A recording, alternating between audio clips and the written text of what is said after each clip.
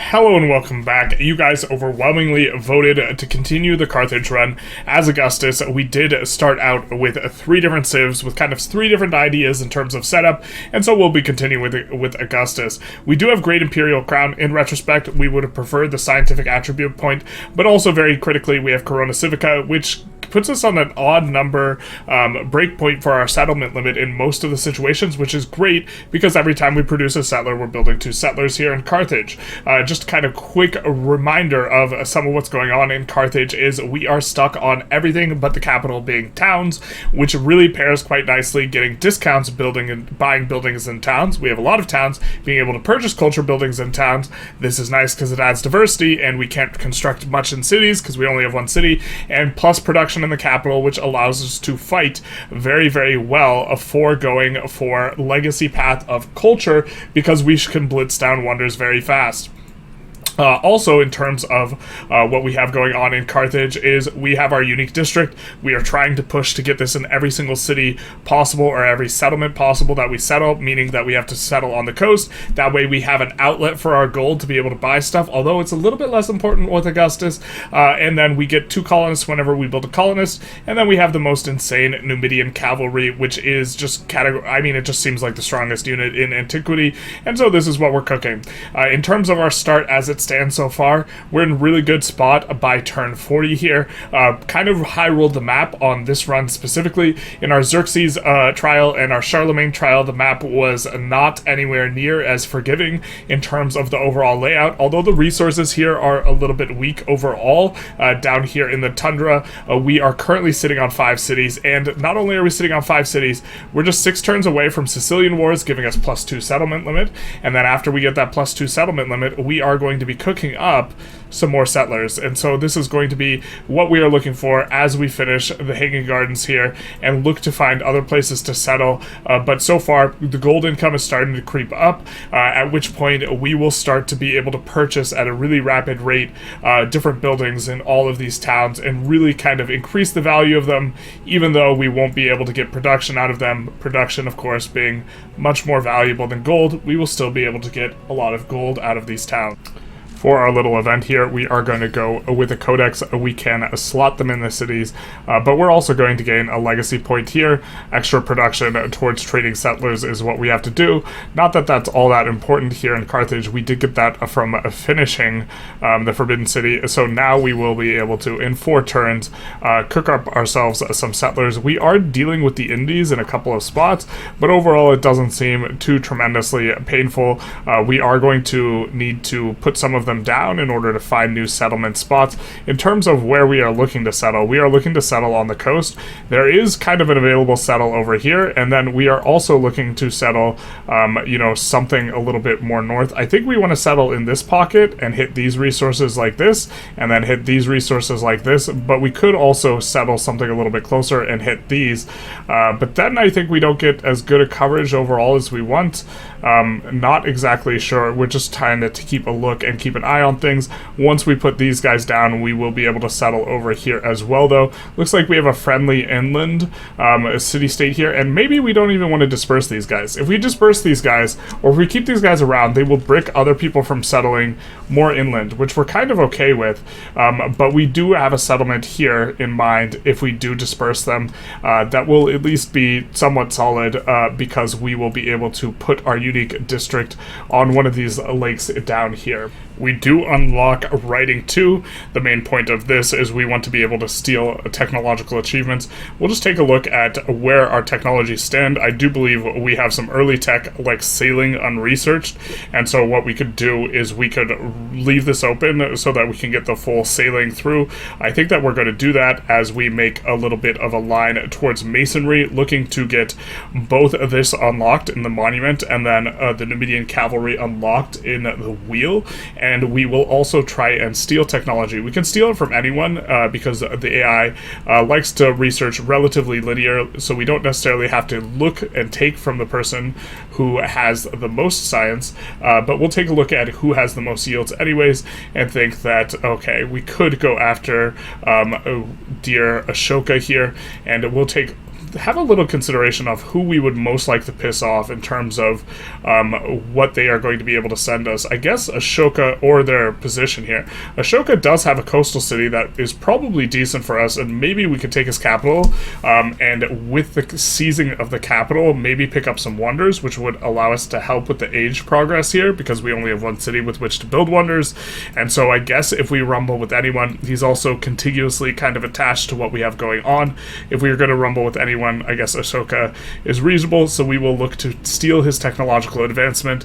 We're getting 23 science per turn, and so if we do steal this, we will be getting 180-ish, give or take, points worth of a science, and so this is kind of the investment we are getting in exchange for our influence. But we have a lot of ways to accumulate extra influence. We don't have good ways to get extra science, and so this is one of the means by which we as Carthage, despite not being able to build as many science and culture buildings, except we can as Augustus, one of the ways we can fight back is with these espionage efforts against other civs. So we also did acquire a codex, and we have the difficulty of where do we display this codex?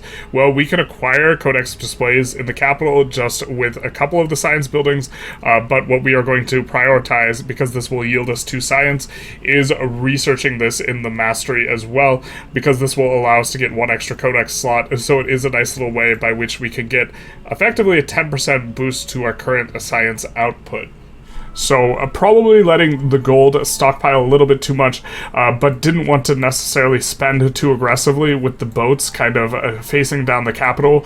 But now that they just sail away because they decided to be chill, I think we're going to look to find some decent purchases.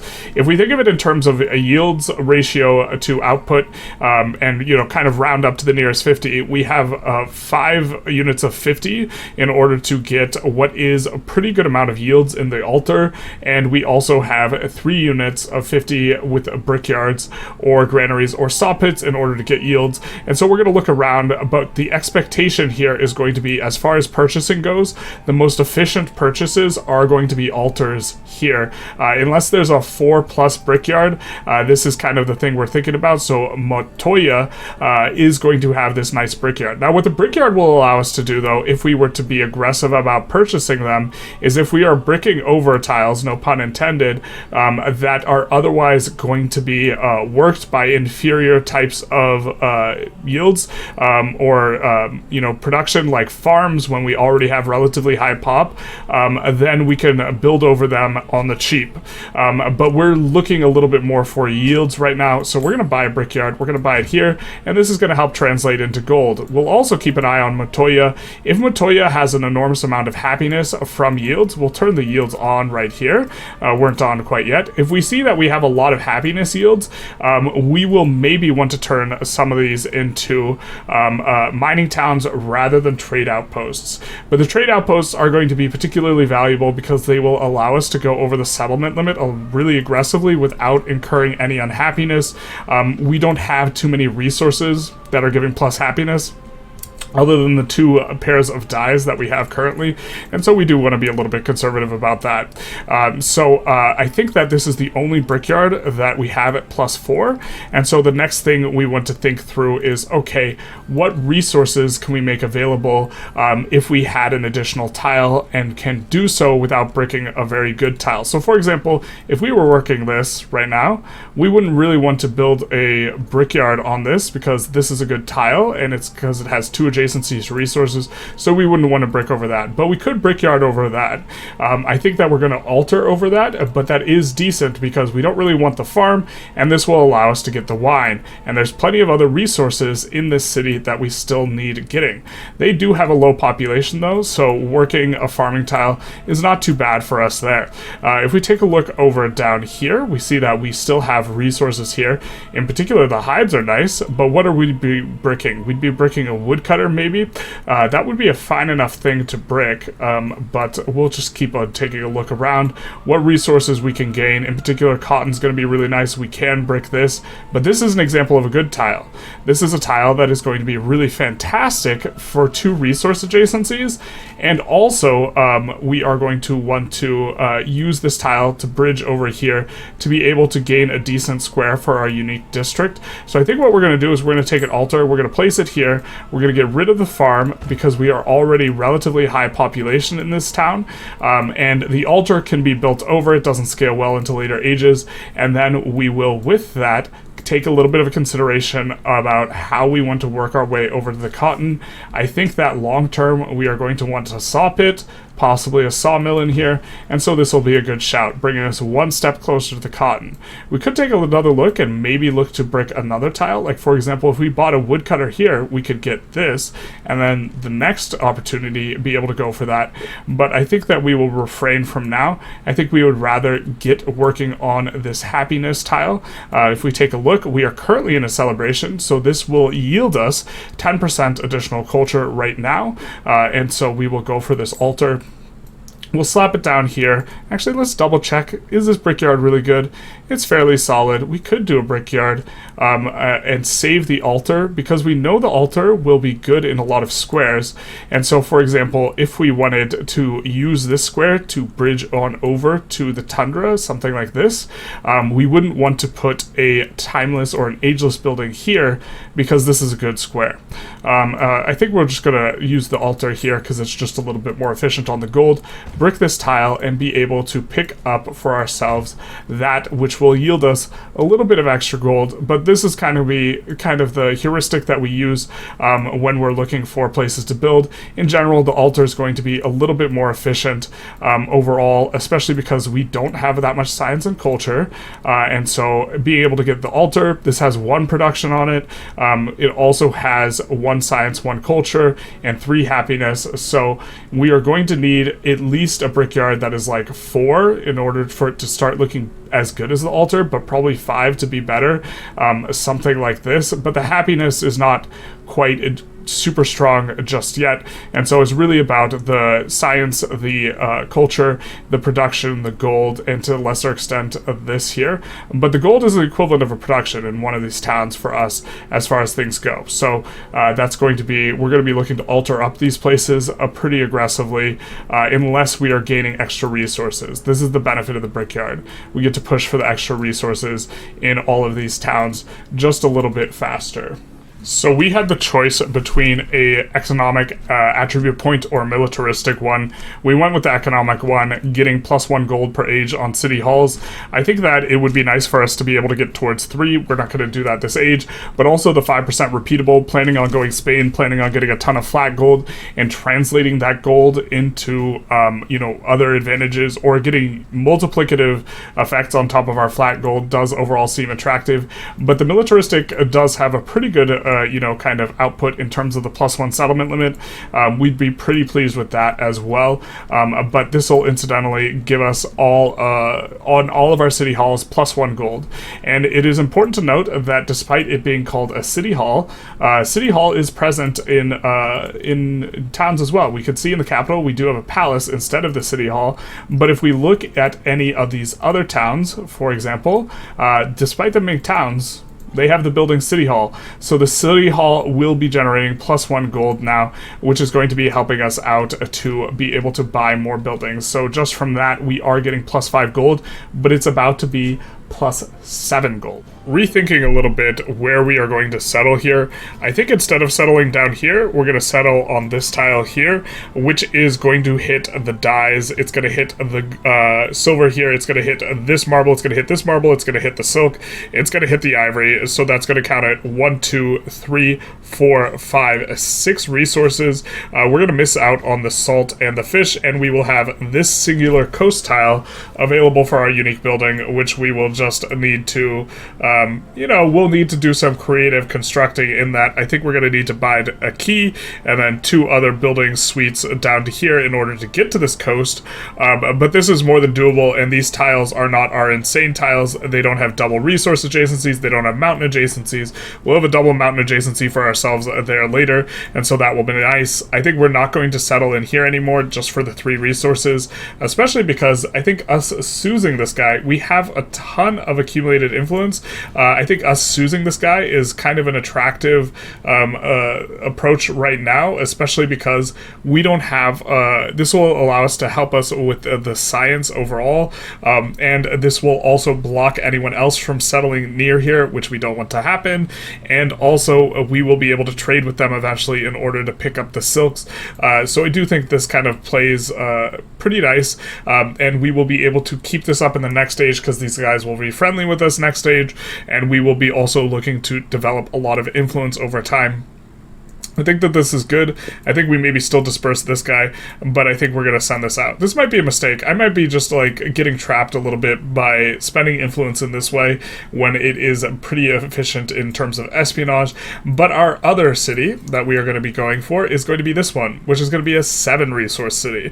It will have the sugar, the dyes, the ivory, that's 3, 4 in the jade, 5 in the wine, and then 6 and 7 here and here. That's going to be really good for us. Incidentally, we kind of complained about tundra resources not being that good, but if we get a bunch of trade routes coming out from Carthage, all of what happens is the gold you get from trade routes becomes local when we again eventually get to them, and this local gold is multiplied by the jade, so we can actually get enormous incomes coming out from Carthage if we just slot in all the jade and we do a bunch of trade out from Carthage.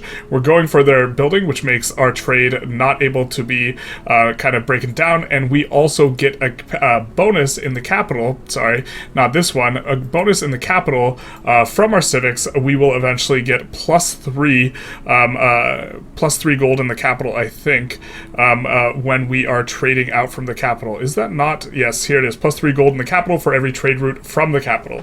And so this is what we're going to be doing out of Carthage, and so we decided to change things up a little bit. Instead, we're going to go for discipline, into code of laws, into the mastery, which will allow us to steal government civics, but also code of laws will unlock for us merchants, and so this will be pretty nice. Also oratory for 2 influence per turn. This is reasonable for us as well, and so I think that's going to be the little plays we make. I think we're going to march these guys over to take out retinue, as we also look to guide the settler over to this a little bit more exposed settle in the north. So we are ready to settle. We're going to settle, and we are going to be in a little bit of a weird spot because we kind of want to get stuff going in the city immediately, and we have some gold available with which to do so, but at the same time we know we're going to have to pull a bit of a weird maneuver to get access to this tile because we don't want to work this tile. We want to use a key on this tile in order to propagate across the way, and so that is going to be a little bit awkward. We don't really mind food just at the outset. We could go for the silver right away,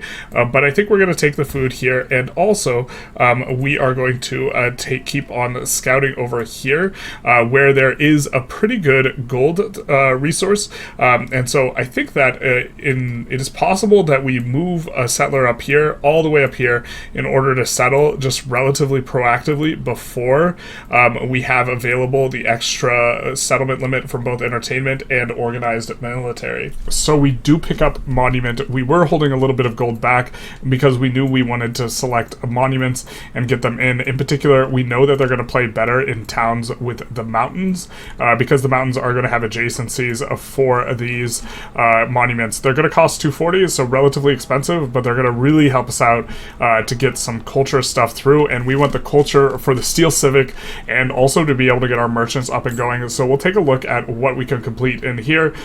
We know that these resource adjacencies, they'll be absolutely fantastic later on. We know that we will likely want to maintain this building for a very long time, and so I think what we're going to do is we're going to build this building here. That's because influence is a much better yield than either culture or science, and so we will not want to brick this building really, and so we don't want to put it on too good a tile. So we're going to put this here, which incidentally will brick that tile and bring us one step closer to getting the fish down here. We are a little bit low on resource slots anyways, but here we have a little bit of maybe a decision because we could try and get an altar or one of those things here, but we don't want to brick it is the thing because we want to maintain our ability to get the influence over time. So I think that maybe we just in the capital pick one of these up so that we can move down here, we have a few mountain adjacencies that are somewhat decent. We will just pick up one of the ones that is not quite as good, like this mountain adjacency, maybe a little bit more on the medium side, but we do get it over the course of this age for a +3. Or we could buy a monument in here. Actually, you know what? We shouldn't buy a monument here. We don't get a discount in cities because we're playing Augustus. We only have a discount in towns. So I think then we will want to use it in order to brick tiles in order to be able to get resources faster. I think that this is probably a decent enough spot in Athene for us to purchase. So when we get a little bit more gold, we'll purchase and put over this woodcutter and then look to pick up the cotton just a little bit faster. So we get a local festival from first Tubman and now from Machiavelli. We get +3 turn in cities if we say yes. This is just incredibly weak for us. We will never ever say yes to this because we only have a single city. It can be good if you have all cities, but we only have one, and so we will go for the 2 influence per turn, always on these, and so now we will be generating a little bit more of those resources for ourselves. So we have to be a little bit careful here with this settlement because taking a look, we're looking to see if there's a fishing boat here.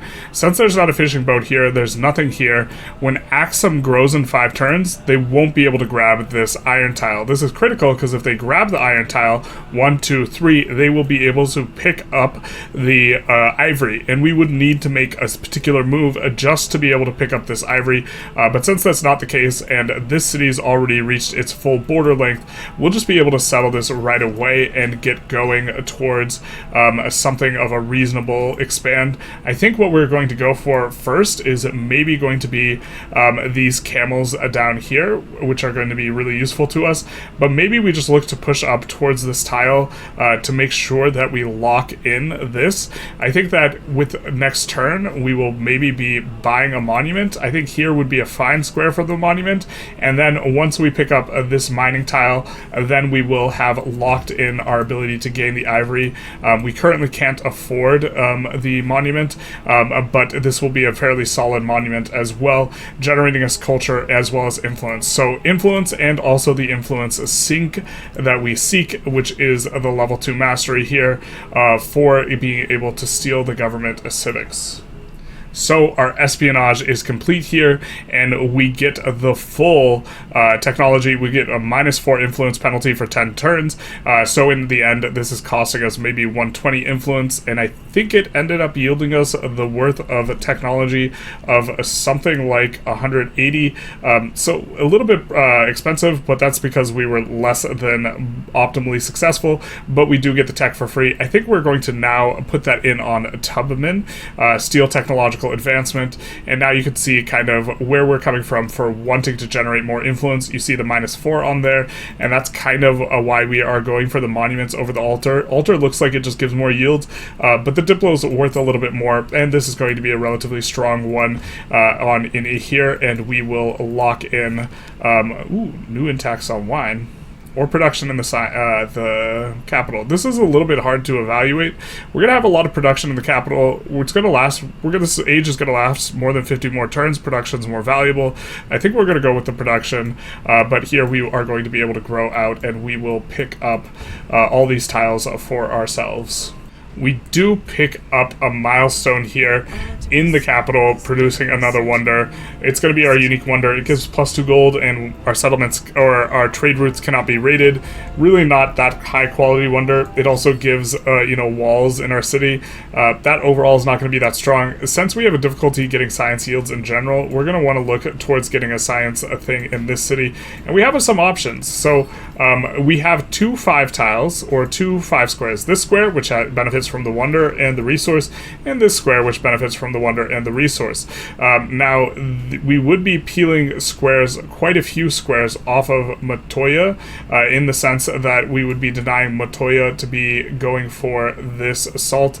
I don't think that's actually too big a deal, and these squares are already dedicated to Matoya, so that's probably not too big a deal, actually. We were thinking that we didn't want to take too many squares off of Matoya, but I think that we're going to go for that and end up breaking the tile down here, just so we can get a little bit closer to the salt. Everyone knows it's Carthage's favorite, the good old salt. And then we will also be able to do a celebration. Since we're not producing a wonder, we're going to go for the culture and get 20% bonus here. We are starting to get to the point where we maybe make use of this, which is a little bit of a vibe in terms of, we look around at some of our cities. Some of them are coming on up, and some of them have an enormous amount of production. In particular, if they have production and a really strong food output, then going for a mining town is going to be reasonable for generating a lot of additional gold for ourselves if we have that card slot in. We would get +3 production here, which of course gets translated into food, and then also plus 20% on this, so it would be generating 4 more gold. But we are at a position where we probably have to kind of commit in terms of how we are going to play and what our play style is going to be. What we're going to do is we're just kind of looking around at the happiness in particular, in the areas that have really high happiness. So what we're going to do is we're going to take a look up here.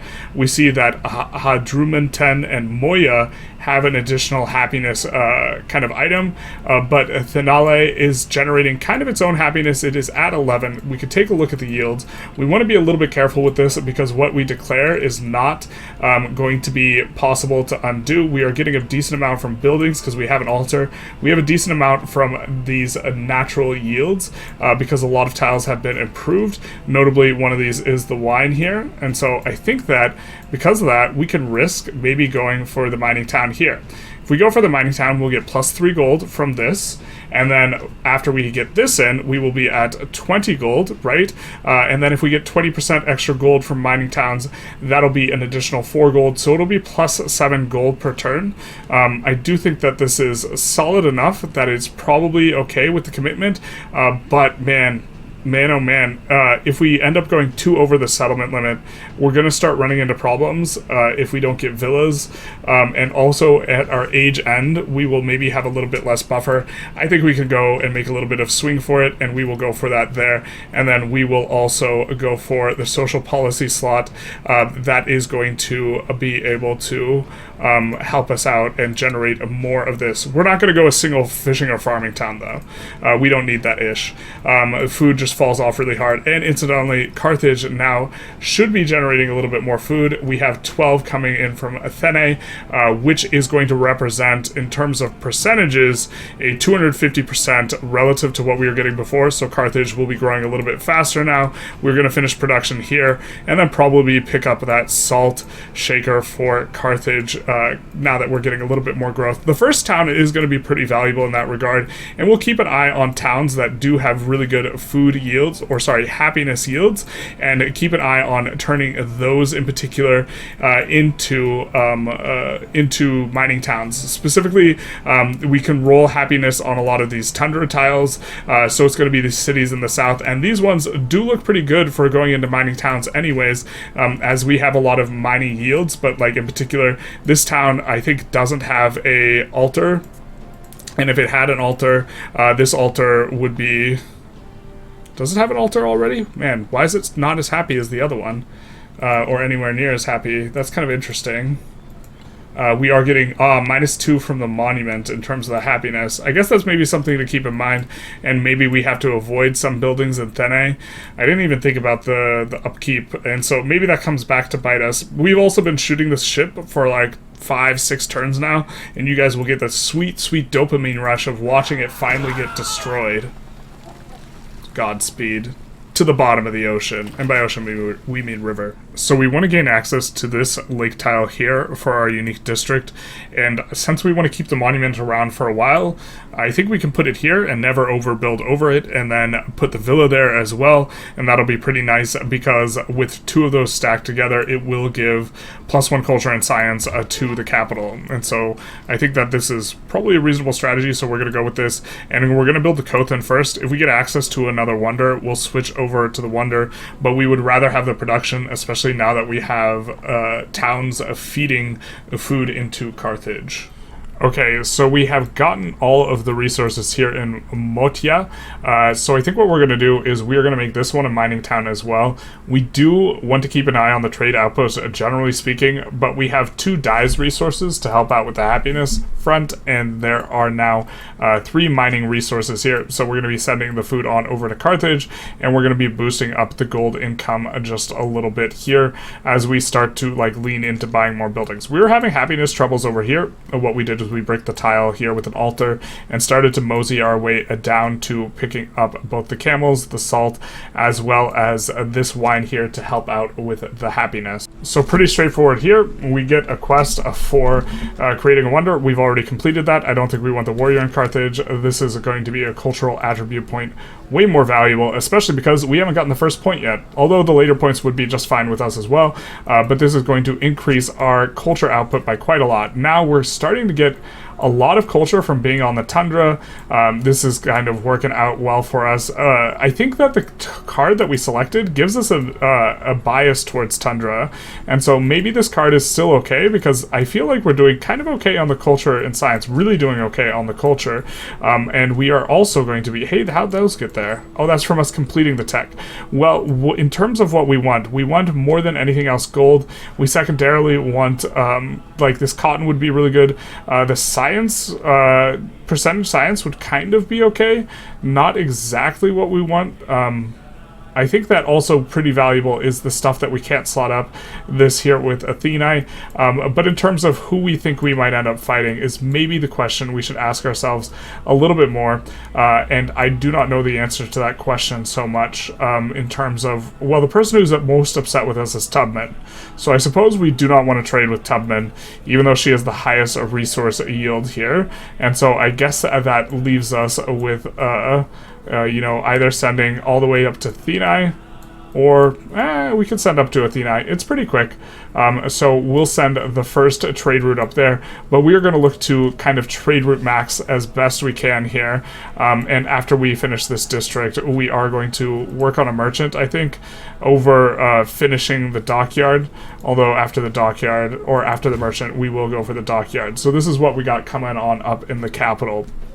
Once we get this, and once we get to the ability to place specialists, I think we're just going to place the specialists in our own district here, which will always, the specialists will always be boosting the adjacency forever and ever, because the fact that it is an ageless building and will progress to the next age. So that'll be good, pretty good for ourselves as well, and benefits from adjacencies, of course.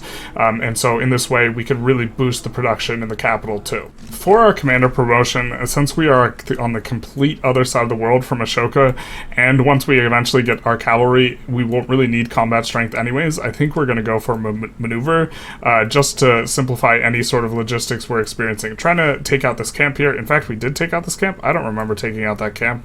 But we do have some barbs left to clear out. Maybe was a little bit reckless with this warrior. Hopefully we don't lose him to the archer. I don't think that's enough for the archer to kill him. And so I think we will be able to just pew-pew this archer with the help of our commander, who's currently digging a nice little trench for the archer. Just kidding. Visual bug. Camp's still there. We can now steal government secrets. I think we're going to take a quick look at who is generating a decent amount of culture. We're expecting to fight Tubman anyways. We're using things against her. She doesn't like us very much. So I think we're going to steal her government civics. We're just going to take a quick look and at if we have civics that are unresearched that we could reasonably get from her. And we do. It's reasonable that she might have either public life or tactics. So I think we're going to go for that. I think that we will take a moment here to get this slot for the codex, because we do have that codex remaining over. We're going to take a quick look what that does. It's not going to be too tremendous, and then we will send out against Tubman to steal her government secrets for ourselves.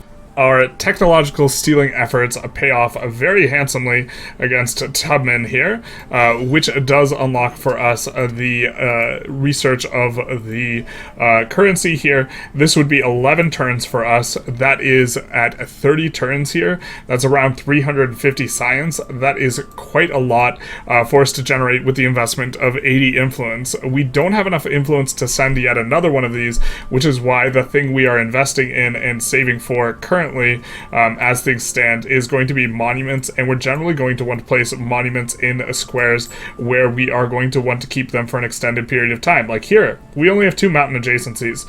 We're going to want to put our things for adjacencies there, and we know we want this monument to stay for multiple ages. We're going to want it all the way in the modern age because the influence, especially at age start, is really good.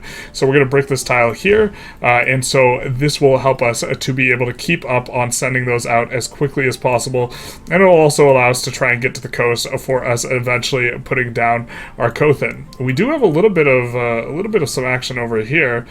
We have a slinger in range, so we're going to look to bring him back, but we're also probably going to be preparing here for a bit of a fight with Tubman. The reason being is we just finished, our research here for getting our unique unit, the Numidian Cavalry. We do want to show it off, and we have +9 combat on them from all these resources slotted in the capital. Of course, just slotting any resource in kind of on top of this will move it all the way to +10. So this will be really strong for us, and we will be able to push her very, very quickly. In particular, I think we want to settle this tile here, where we will have access to the coast, we will get the gold, and we will get the sheep if her city weren't there. So I think that this is provocation enough, let's say, for us to be going after Tubman, and we maybe look to make this map just a little bit smaller or have a little bit fewer people in it, because we'd only have to take out 3 cities at this juncture. We start pushing Silk Roads.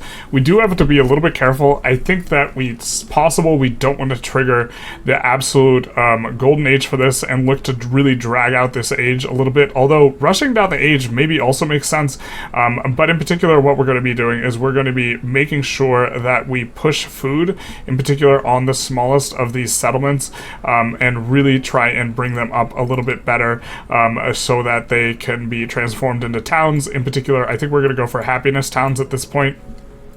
We have an interesting kind of idea here in that we kind of want to start buying Numidian cavalry, or at least buy one, because we want to show what this is all about. And so I think what we're going to do is we're going to save for an altar, buy an altar here, and then make a little bit of a line for the silver, and knowing that we can benefit from that. Alternatively, we can buy like a brickyard here.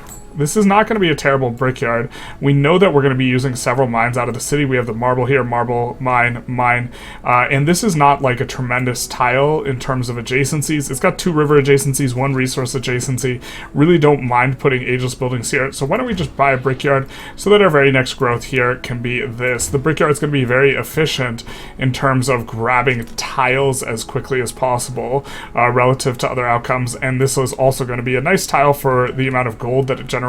But we will be able to buy some Numidian cavalry sometime not that soon. We're gonna have to wait like 2 turns because they are quite expensive. You can see they are going to cost us 220 to buy, which is going to be quite a bit for us to get, or a 345 for the upgraded version. We relatively proactively built 2 additional settlers, and then we started going for citizenship, and the more I think about this, the less I kind of like it, but I think we're kind of a little bit committed now. We do have the espionage going out with Tubman in regards to stealing a government advancement. We're going to put in the new one for technological advancement now that we can, but when this government advancement comes through, we are hoping to get a full civic here in either public life or tactics, and then research the next one for the extra settlement limit.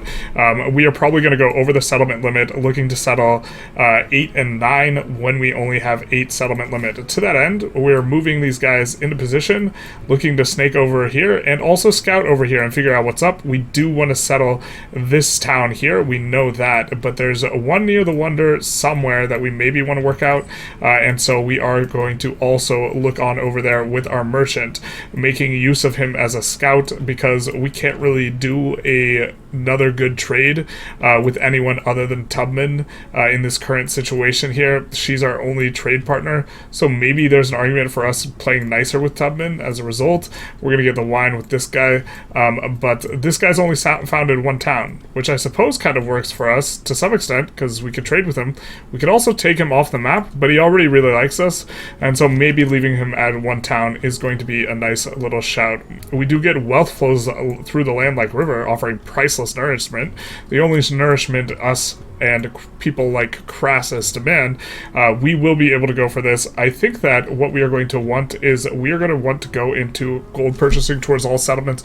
Really wish in the UI this told us how much we would yield.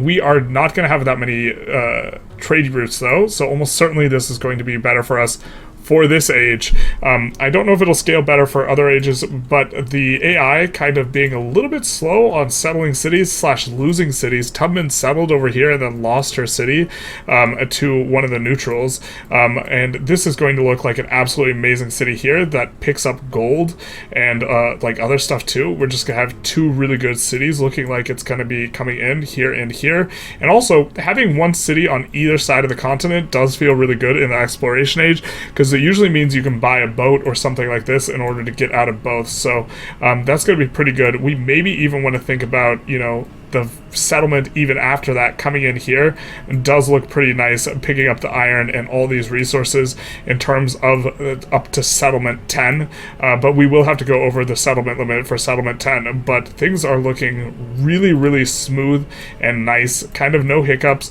expecting to fight Tubman and not have too much difficulty with our Numidian cavalry. So this was a point we were making earlier, that our specialists are going to scale relatively well right here in the capital. Capital has a ton of happiness, or not a ton, +6. I guess that's kind of because they have a lot of buildings, but we are going to be able to afford to do the specialists. We'll get a little bit of a refund on the food. The Kothan has really good adjacencies, and we will be able to develop some science and culture in terms of those being difficult yields to get.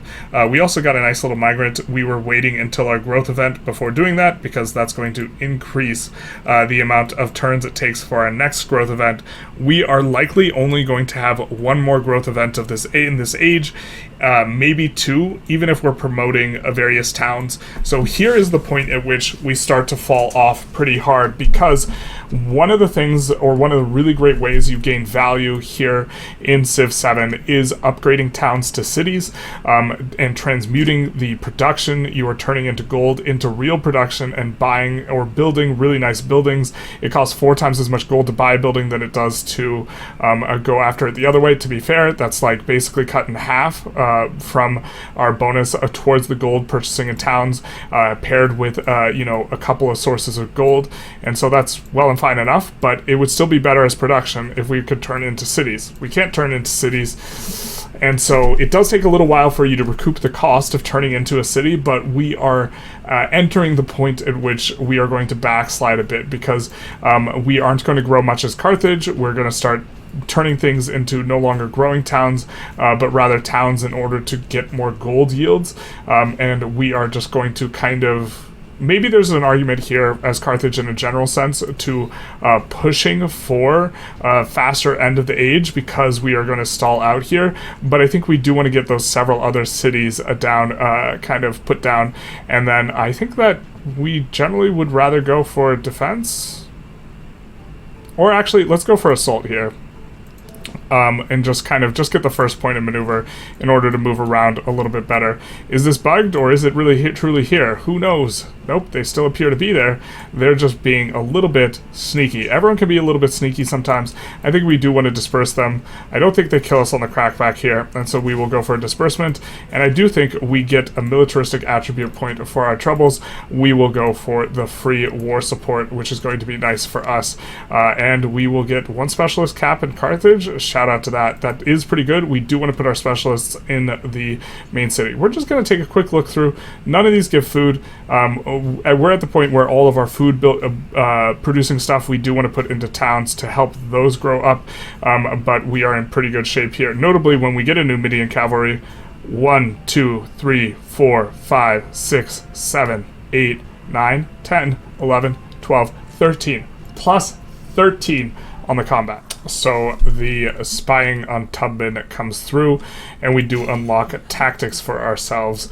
We also were uncaught, which is nice, because that means we get to keep the relatively high yields for an extended period of time instead of getting a malice. I think what we're going to do is we're going to come in for military training, look to pick up the arena, which we will be able to, if I'm not mistaken, build in our towns and handle any penalties that we occur for going over the settlement limit, which is where things are kind of heading with us having two really strong opportunities for town settles.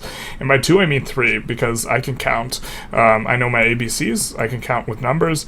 We are floating a little bit more gold because we are kind of at the point where we are thinking of starting to divest or start to push and make sure that we get our unique district in every single one of these buildings, and we are trying to make sure that we get them on good tiles. Like Matoya has a very interesting challenge because the best tile for us to do that would be right here. This place has 1, 2, 3, 4 adjacencies on coast, and if you take a look here, this is open ocean, which is not going to have 4 adjacencies. Actually, this is the best tile. I don't think we can get to it. We can get to it with a lighthouse. We could build a key here, a lighthouse here, and then we would have access to this tile. We are kind of a little bit blocked, or we could build a district, build something, and then get here. I don't know if we have enough buildings that we can build in Matoya to actually make that work. We could build like a monument here. That seems a fine square for the monument, key, something here, altar, and then I guess we could build something here in order to snake around and get a pretty nice one of those buildings here with a full, oh, this is open ocean, so it's only got 4 adjacencies actually. I thought it had a little bit more. Well, if that has open ocean with 4 adjacencies, then we would be pretty okay with getting a different tile in here. Like this would be fine too, which is also has 4 adjacencies, and so it would be much easier to access if we pick up a woodcutter here, or if we build here, and then get unique district. So I think that's what we're going to push for, and we're going to go altar monument in one of those. We do not care too much. Actually, we are going to want to build over here, because this is a nice tile for a science building, right? 2 adjacencies to this, and since the altar is one we want to build over, and oh, it's also 2 resource adjacencies here. The altar is one we want to build over, the monument's one we want to build over, and so I think we're going to pick up the monument. Let's pick up the altar first. I don't think it's going to affect the number of turns since they're coming in. We're going to have 2 turns, and then we're going to be able to steal from Tubman. The amount of influence we gain is not going to affect how many turns need to pass before we can do that. And the altar is going to generate us quite a bit of gold, so we're going to go for an altar here. And then we can just go for the whole shaboodle. We can go for both right now. And so why don't we do that? We will just probably try and avoid building over this here if we can, and maybe we even go on villa on top of this monument. That's what we did over here, even though this is pretty good adjacencies for getting a gold building, because there's 3 kind of open tiles here. We decided to put these on top of each other, and we're just never going to overbuild here, and it nicely gives an additional gold or culture and science in the capital, because it is a completed quarter that is adjacent to the capital. Alright, so we're going to show off a little bit of a trick that will allow us to use this migrant in order to gain a specialist. Normally, when you deploy a migrant, you can't gain a specialist. We'll even show you. See, look, we can't gain a specialist. We would like a specialist here, so what we're going to do is we're going to place the migrant here, and then what we are going to do is we're going to brick this tile and then cancel the brick. We are going to do this by building a wonder. Actually, we kind of want this district anyways, so maybe we don't brick, but what we were going to do here is we were going to put in the queue this wonder here on top of this, and then cancel it. And if we do that, that will return to us our ability to grow the city. But it will not be a migrant growth, but rather a regular growth. And with that regular growth, we can push that here. But I think we're going to go for Amelie Bell, because we want to get a diplomatic point, and more importantly, we want to get more wonders in this age. And so that is going to be nice for us. Can we still brick it anyways? Hot damn. So we're going to put this here. It's going to brick, and then we're just going to put that at the front of the queue. As soon as it goes to the front of the queue, you see this is a farmland. This is called austerity, where we just evict them, and now it's gone, and now we cancel it, and now hey, That's all fine and good. We're going to put this at the top of the queue, and now we're going to work on that wonder here, which is fantastic. Talk about free tiles. And now we're going to be able to grow, and we're going to grow in this district here, gaining some additional science and culture, and promoting up the adjacencies of our district with our specialists. And so we kind of get to have everything we want, even a turn off on the Emilie Bell based on getting the slight bit of extra production here. So we have our first non-capital Cothan here, a whopping +6 on the production. We are notably getting a discount on purchasing these as a result of our social policies, so 25% towards purchasing buildings on coast or navigable rivers. This is indeed a coast. And so this is going to be extra cheap for us, and we are going to be looking to kind of complete some of these. As it is getting to the point where cities are spending way too long to grow, we are going to be pretty aggressively looking to turn them into non-mining towns and or slot resources slash buy stuff here. So this city hasn't grown that much, but it is not growing very fast. So we either want to make it a mining town to get +5 gold. This is an enormous amount of gold. But unfortunately, a little bit scared on the happiness. We can get happiness from an altar, which will be reasonably efficient. Maybe that's our next buy, and we should be able to get happiness on a villa. I don't see it in here. Do we not have access to the villas yet? But I think we'll go mining town now, just because it's +5 on the mining town, and this will bring us up to producing something like a 24 gold, I think, or no, like 26, 27 gold. So this is going to hitch up the gold a decent chunk here, and we aren't really growing all that fast. And if we get more food here, we could actually even turn this back into a growing town.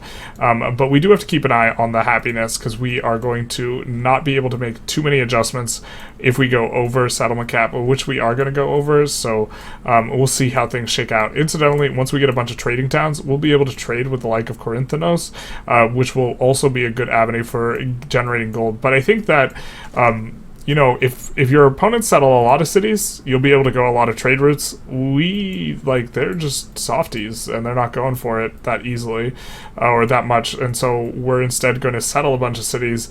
But the flip side is we're not going to get a lot of trade routes, so we're not going to really get to showcase that strength of Carthage. We have a few trade routes coming in, which is going to be one of the sources by which we're actually generating positive gold here in the capital. We have income, we have a sum from... Wait, where's our trade routes? Where are our trade routes coming from? We did put those in on the capital rather than something like over here. Or their origin was the capital, and so it should get them coming in from that. Okay, I'm not exactly sure what's going on, because we should be getting additional trade or income in the capital. So in the UI, it used to show up in the settlement when you were getting trade routes from there. Now we are getting +15 from others, so I suppose that is probably the trade. If not, something else. A little bit opaque here in terms of, we have several trade routes. I'm not sure exactly how we're generating money from them. We do have this guy kind of scouting about a little bit more than actually doing anything. But we have a trade route with this city. We have a trade route with this city. So we should be generating gold from trade routes. We're probably going to try and get one with these guys too. Although we are at the point where we almost have 20 resources to slot in. I think we are on 18 or 19. And we do not want to slot in all 20, because that will help propel us to the end of the age, which we are not anywhere near. We're not anywhere near golden aging in other spheres, so we don't want that to happen just quite yet. In terms of where things are looking at, in terms of where other people are relative to us, we're doing pretty good in every single category here. The only category where we're not doing good is going to be the Great Library category, but other than that, we're dominating everywhere, so in pretty good shape. So we complete the Emilie Bell. We will start working on the Wei Yang Palace, which is the only kind of wonder that's reasonable that is available, but +6 on influence is actually going to be pretty nice. We can choose either happiness or wonder production. We're going to choose wonder production. We do want to make sure that we blitz these down very, very quickly in the capital. We've also started buying Cothans elsewhere. The prioritization that we are giving is, if it's already a mining town, we're going to give it a Cothan, or be more aggressive about giving it a Cothan. If it's still a growing town, we're not, because the mining towns, again, are going to be getting a bonus 20% gold, and so the Cothan is generally going to be more valuable in the mining town, where we have another +6 Cothan, and this Cothan gets juiced up an additional 20%, so it's 7.2 gold as a result of this. Really getting a ton of value here out of our, espionage against Tubman, which is the ultimate irony. We unlock Amphitheater and Blacksmith. We're going to be able to buy the Amphitheaters, but we don't even have enough gold generation to really make use of that. So we have a bit of an interesting decision here in terms of choosing our suzerain bonus. I think that if we were not Augustus and didn't have access to all those culture buildings to buy, and we're maybe thinking that we're going to run out of sinks for our gold, maybe going step pyramid would be a decent shout. The reason being is this would help us to really catch up on the science, but also since we have stuff like access to buildings like this that we can purchase with gold, if I'm not mistaken, going a type of suzerain focus is probably also a reasonable shout with Carthage, and would allow you to make use of suzerainities in order to make up the cultural deficit and or the technological deficit that you achieve. I think what we're just going to do is we're going to choose something that is a little bit vanilla, and that is just the Codex, which is a very kind of simple sort of pickup. It does move the milestone for us. In terms of our great works, we have 3 of them. I believe we need a total of 10 in order to properly trigger the Golden Age. We do want to make sure we get that, and so just gaining an extra one of that will be a fairly straightforward approach here. Although I do think this could be a mistake. It could be just the case that getting like 6 science from working something that has 3 river adjacencies, like a tile like this, is just so bananas worth it in this age that it allows us to get more value than just a single codicy. I just don't know if it's going to be worth the gold investment alongside that, especially when we have so many Cothans and dockyards we want to finish. But if we reach the end of this age and we're just swimming in gold, it will then it probably would have been a mistake. And then if we reach the end of the age and we're just barely finishing all the buildings we want to buy, it probably will be okay if we passed on it. I suppose the other thing is if we're over on codices, if we get 11 codices, then in that case, it will also be the case that maybe we should have just gone for the science, especially if we are losing out because we missed out on something, or we missed an opportunity to get future tech on top of a multi-golden age. Things are actually going pretty well in the science, just off of us stealing science and civics, so maybe I was just a little bit worried that we wouldn't be able to play catch-up as well as we have, because we are, rather than getting just a snippet of science, we're getting full techs and civics from Tubman, and so this seems to be playing out pretty well for us. We are thinking that she's almost certainly going to get hostile with us once we settle right next to her, so once that happens, we do want to have a little bit of a bank to buy 3 to 4 Numidian cavalry, I think, which is going to cost us 660 gold. First settlement in a while here, right up next to this wonder here. I don't think we're going to work the wonder tiles immediately. Instead, we are going to value pushing our way towards the gold here. We also didn't settle next to a resource, so that is a little bit unfortunate. We can come here and we can break this tile. However, this tile is absolutely insane in terms of adjacency for mountains, or it's 2 resources plus a natural wonder, so it's going to pull a lot of weight, so we don't want to build anything like a granary there because we don't want to put any specialists there, so we're just going to do a regular growth here. And then we see they're a little bit unhappy, so next opportunity we get, I suppose we will next turn be buying an altar here. The altar will make them a lot happier, and we are going to need to, looks like they didn't get connected to our trade center, so maybe we actually need to build a key here. Instead, this is going to be the spot we wanted, because this spot is going to be where we build our unique district. I think that is the best tile that we can get the absolute most adjacencies on, next to 3 coasts. So we are going to build that here, and then that should connect by trade us on over, so that we should be able to slot in stuff, and we will need to move some happiness juice over to there, but we're going to need a lot of happiness juice everywhere, so we'll just move the food there, at least initially, and then we see that, for example, this place can make use of that there, and then we could use some happiness right here. So we're going to see if we have any dyes. I know we have a dyes somewhere else. It must have been damaged by something at some point in time that we can try and repair if we can find it. Yeah, that would be it right there. Repair the fishing boat here. That will get us the dye, which we will be able to slot in and kind of get rid of this unhappiness. But this is kind of one of the points we were making. So we have Hippo and Utica here, for example, that are unhappy. These are our most recent cities, and we will be able to buy happiness buildings out of them. But for the others, as we settle this additional one... Ooh, wait, what happened here? Why'd you got... These guys got... Oh, Kerma. That's right, that's right. Kerma's, of course, upset now. So we're going to need to make some adjustments. We settled near them. They got upset. So I think what we're going to be doing is we're going to wait 2 turns, Numidian Cavalry, and use that to help disperse Kerma. Because Kerma is upset with us, we are going to need to do evasive maneuvers with this settler and maybe come around this way, circle around, and settle this way. I think this is what we're going to do, which incidentally gives us a nice amount of time. We're not going to be unhappy for very long because we are about to get an additional settlement limit up in there. We have here the first glory of Carthage. We've had a pretty peaceful go of things. It's turn 82, so pretty deep into this age, and we are now we've been able to buy them for some time. There hasn't really been a need, but the Numidian Cavalry, take a look what it'll do to this warrior if they fight. Now this is a warrior, only 20 melee strength, that's fair enough, but we are getting up to a whopping 44, and that's without full slotting up to here. We would be at 47, and this is near one-shot power versus this warrior here. Just a little bit more, and we would be that way. We would certainly be able to get there if we got some more horses and this type of thing. We might even go trading with both of these guys. Now that there's 2 people for us to trade with, I think what we'll do is we'll build a merchant out of the capital and just look to trade with both these guys. I think we're also not fighting this gentleman, we hope.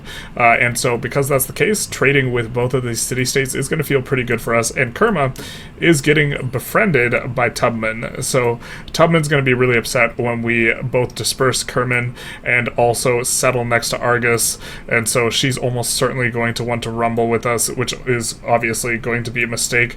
We might not be tracking down this city in particular, and if we don't take out this city, she will continue to dog our game, and so this is something... Does Galley just actually not heal unless it's in allied territory, but it's willing to accept the heal order? I think that's the case, but yeah, there's no way they can take Utica even with 6 or 7 units into this Numidian Cavalry. Just not going to happen. We might even buy 2 here because we are anticipating wanting to go for Argos and take out that city and then kind of bleed down into Axum.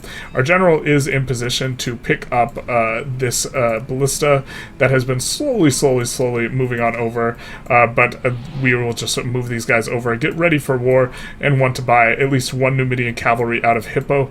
Probably also figure out a way to get to the coast in Hippo. That way we can both make our unique settlement, of course, or our unique district, of course, but also we will be able to buy Navy units out of there if that so pleases us. We still have some remaining kind of guys to take out. But we have guys over here to take out, so in terms of clearing out barbs, it is a little bit of a task, but we'll make sure we repair all this stuff in here and continue on our way. Let's see these cav in action, and if we can get ourselves a one-shot, because it will be a bit of a roll, and one-shot, still at 100 life. Insane. So of course these are just regular warriors, but we're just gonna churn through them hyper quick here. We didn't get a full tech from Tubman, only 137 culture this time around, so we're gonna start stealing government secrets from Machiavelli instead, because we expect him to have the tech maybe that we're looking for. But I think we're gonna go public life into maybe entertainment, or public life at least into skilled trades. We do want to look out for that settlement limit, which I do believe that's the last of the settlement limit in the tree. I don't think there's any more, so we do want to make sure we kind of lock it up because we are going to be founding this additional city, but beyond that, we're going to be raising some cities, and while we're raising cities, we're going to have some unhappiness problems, and so the settlement limit will help. Machiavelli is hostile with Tubman and neutral to the other guy, so we'll accept an alliance with him, which will hopefully you know, keep things into the point or guide us to the point where we will be fighting Tubman, which is kind of what we want anyways. And in this case, we will have Machiavelli to assist us, and hopefully he can take out one of her cities in the north, because he does kind of have her separated here.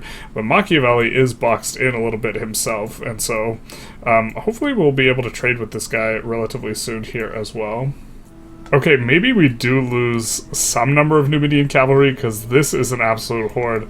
We'll take this opportunity, though, to disperse them, and in doing so, really upset Tubman. So Tubman's going to be very likely to declare war on us, and we'll be trying to clean up these barbs. We do have a very large amount of gold, though, and I don't think we need to spend it just quite yet. We got a couple events, and also the dispersal, and this type of thing, and so I think we are going to be kind of reverting to our status quo of, hey, if it's a mining town, we're going to slap down a Cothan or a dockyard there. This dockyard is pretty nice. This is where we want our Cothan, I think, or this is actually maybe a better square. So here is adjacent to 3, so what we're going to do is we're going to build our key here, buy it up, and the other one will be giving us now a Cothan that is going to have a plus adjacency relative to the other one. And then why don't we finish up the dockyard? This place doesn't have that much food, and to be fair, we could swap it back to growing town, something like this, but I think we'll keep it a mining town. It'll generate us a good amount of gold here.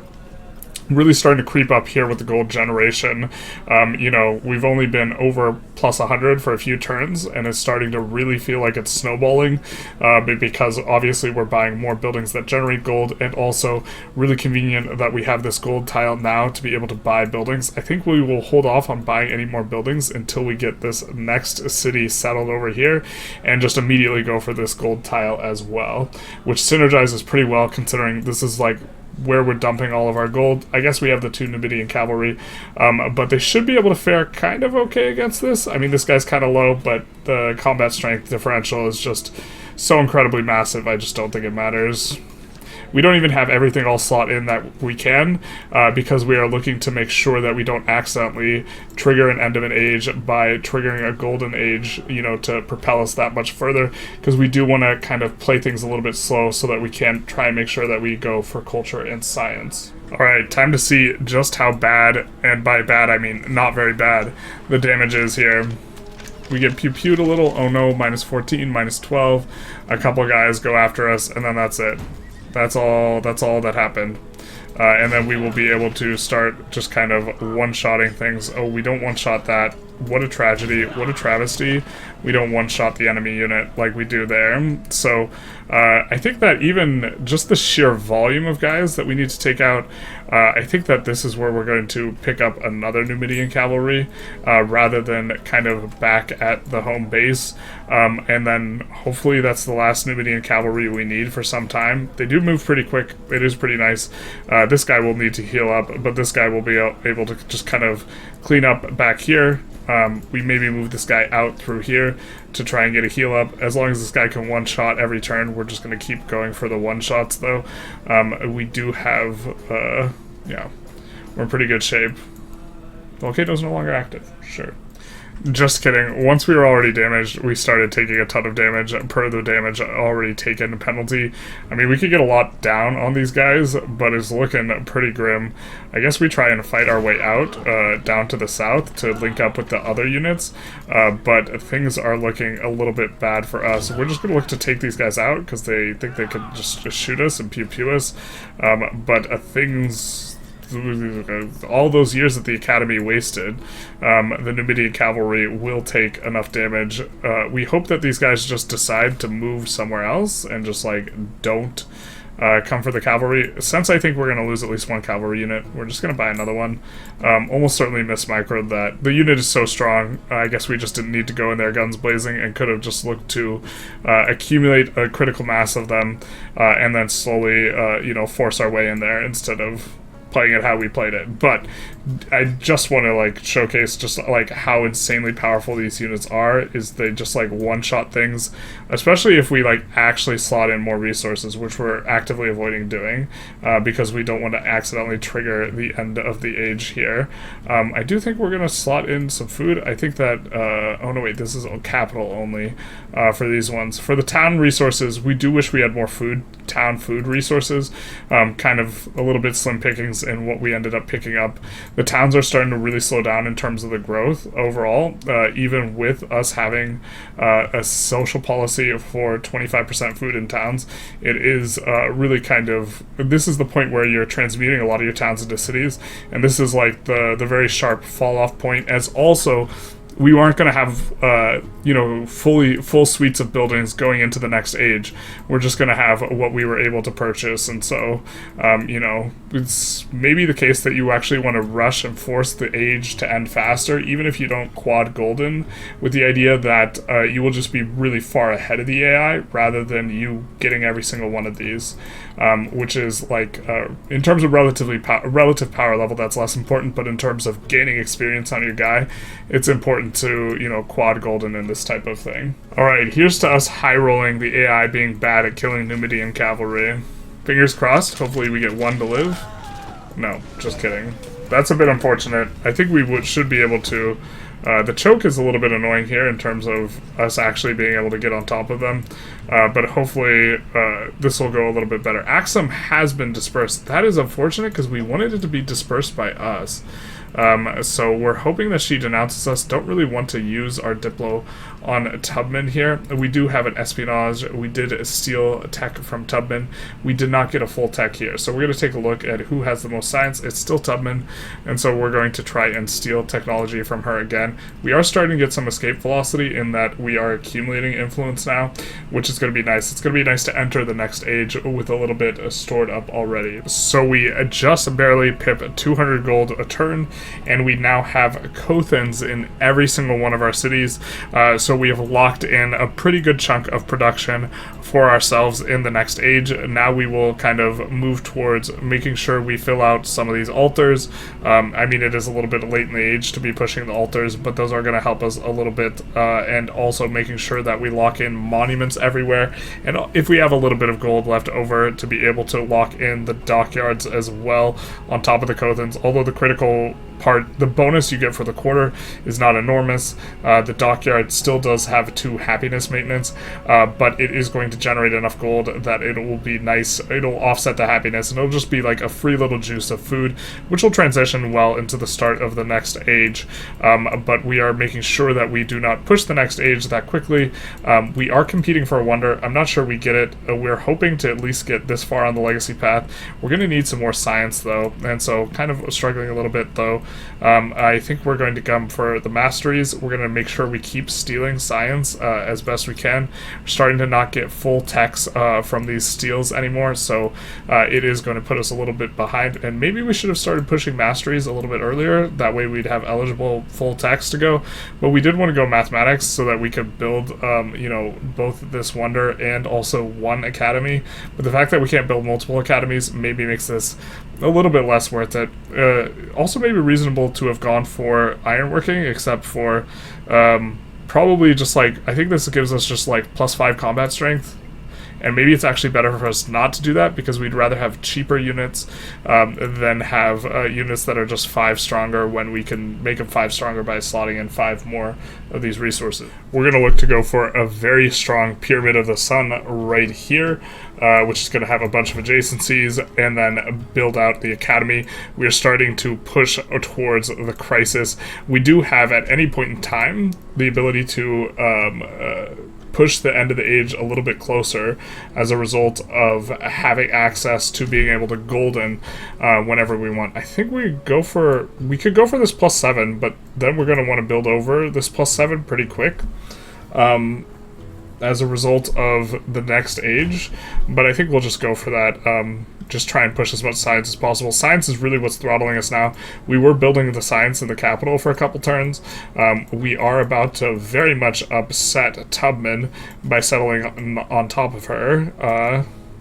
as we kind of push forward with these. We've cleared out all the units slowly and steadily, and not that but I think that we were planning on settling here. We could settle a little bit to the left.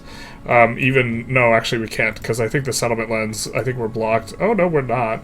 We could even settle a little bit to the left, because we're not getting additional tiles, or we're not getting additional resources by settling one more to the right, and so we could kind of settle either of these spots, but we know we want to come in here with another city, and we would have more tile overlap if we settled right here and here, as opposed to here and here, assuming that we are going to raise Argus to the ground, which is very much the plan.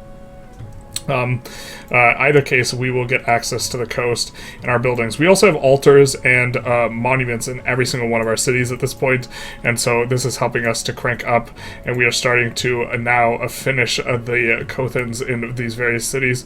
And we're going to grab this here.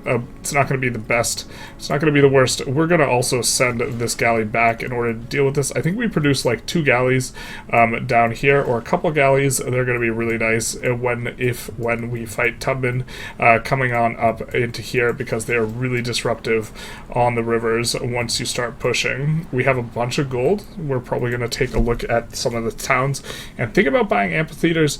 They don't normally have this yield. This was from an event, but I think that we will prioritize finishing the Cothan dockyard first, because this will scale better into later ages, and specifically looking to buy it on places that have not that much food. I don't know why Utica, that amount of food was bugged. Utica has a ton of food, for example. Carthage has a ton of food. This, a little bit less food, not actually that well grown out, so I think we're going to look to... Oh, we haven't built Cothan here? I could have sworn we did. Well, this place will have 3 adjacencies here in these spots, and then this spot will only have... Yeah, so I guess it's here. It's going to be well enough.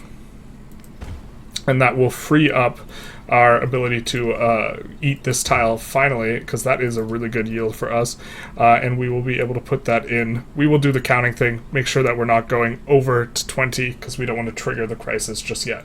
So we are going to have a very explosive settle here. We do have to keep in mind, or be really careful, I think we have 19 exactly slotted in right now, so we cannot pick up a resource while settling down some stuff here, but we're going to move on over. We're going to settle this. We're going to incidentally finish that.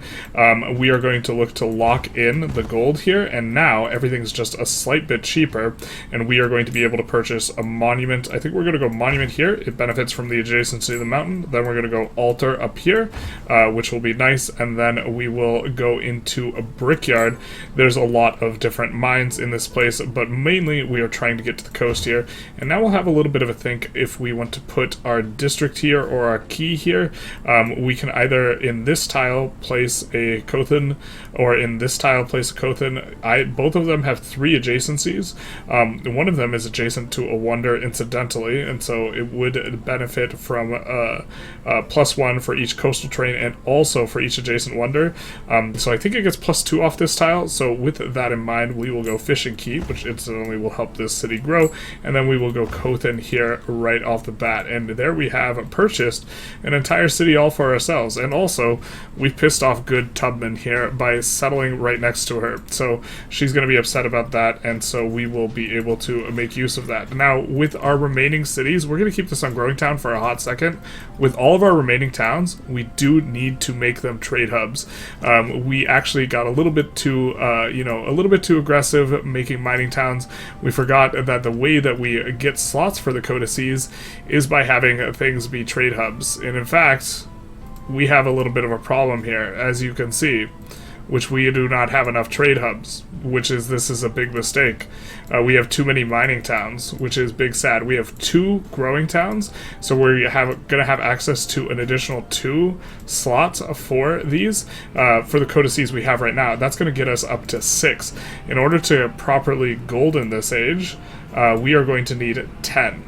So we're going to need to found/settle 4 more cities, or turn stuff temporarily into cities or settlements that we're raising, temporarily turn them into happiness towns just for the purposes of avoiding this thing. So I think that actually it's chances are we just can't golden because we just mismanaged this. We delved too greedily and too deep. We went for too much gold, and now we just don't have available enough enough to go for trading towns. It slipped our mind that this was a requirement. So even though we are getting the codices to be able to golden, we're not going to be able to golden. And also, even though for the culture victory is also going to be tough as well, because we can only build out of one city, and we keep getting raced down to the wonder first, and so we're not going to get 7 wonders, it looks like.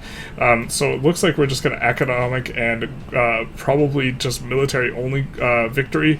Really the restriction here is kind of working against us. Although, actually, no, wait, we have an academy coming in. An academy has slots. How many slots does the academy have? All these years that the academy wasted. That actually will be able to help us out. And also, 3 to codex slots. Okay, maybe this is doable.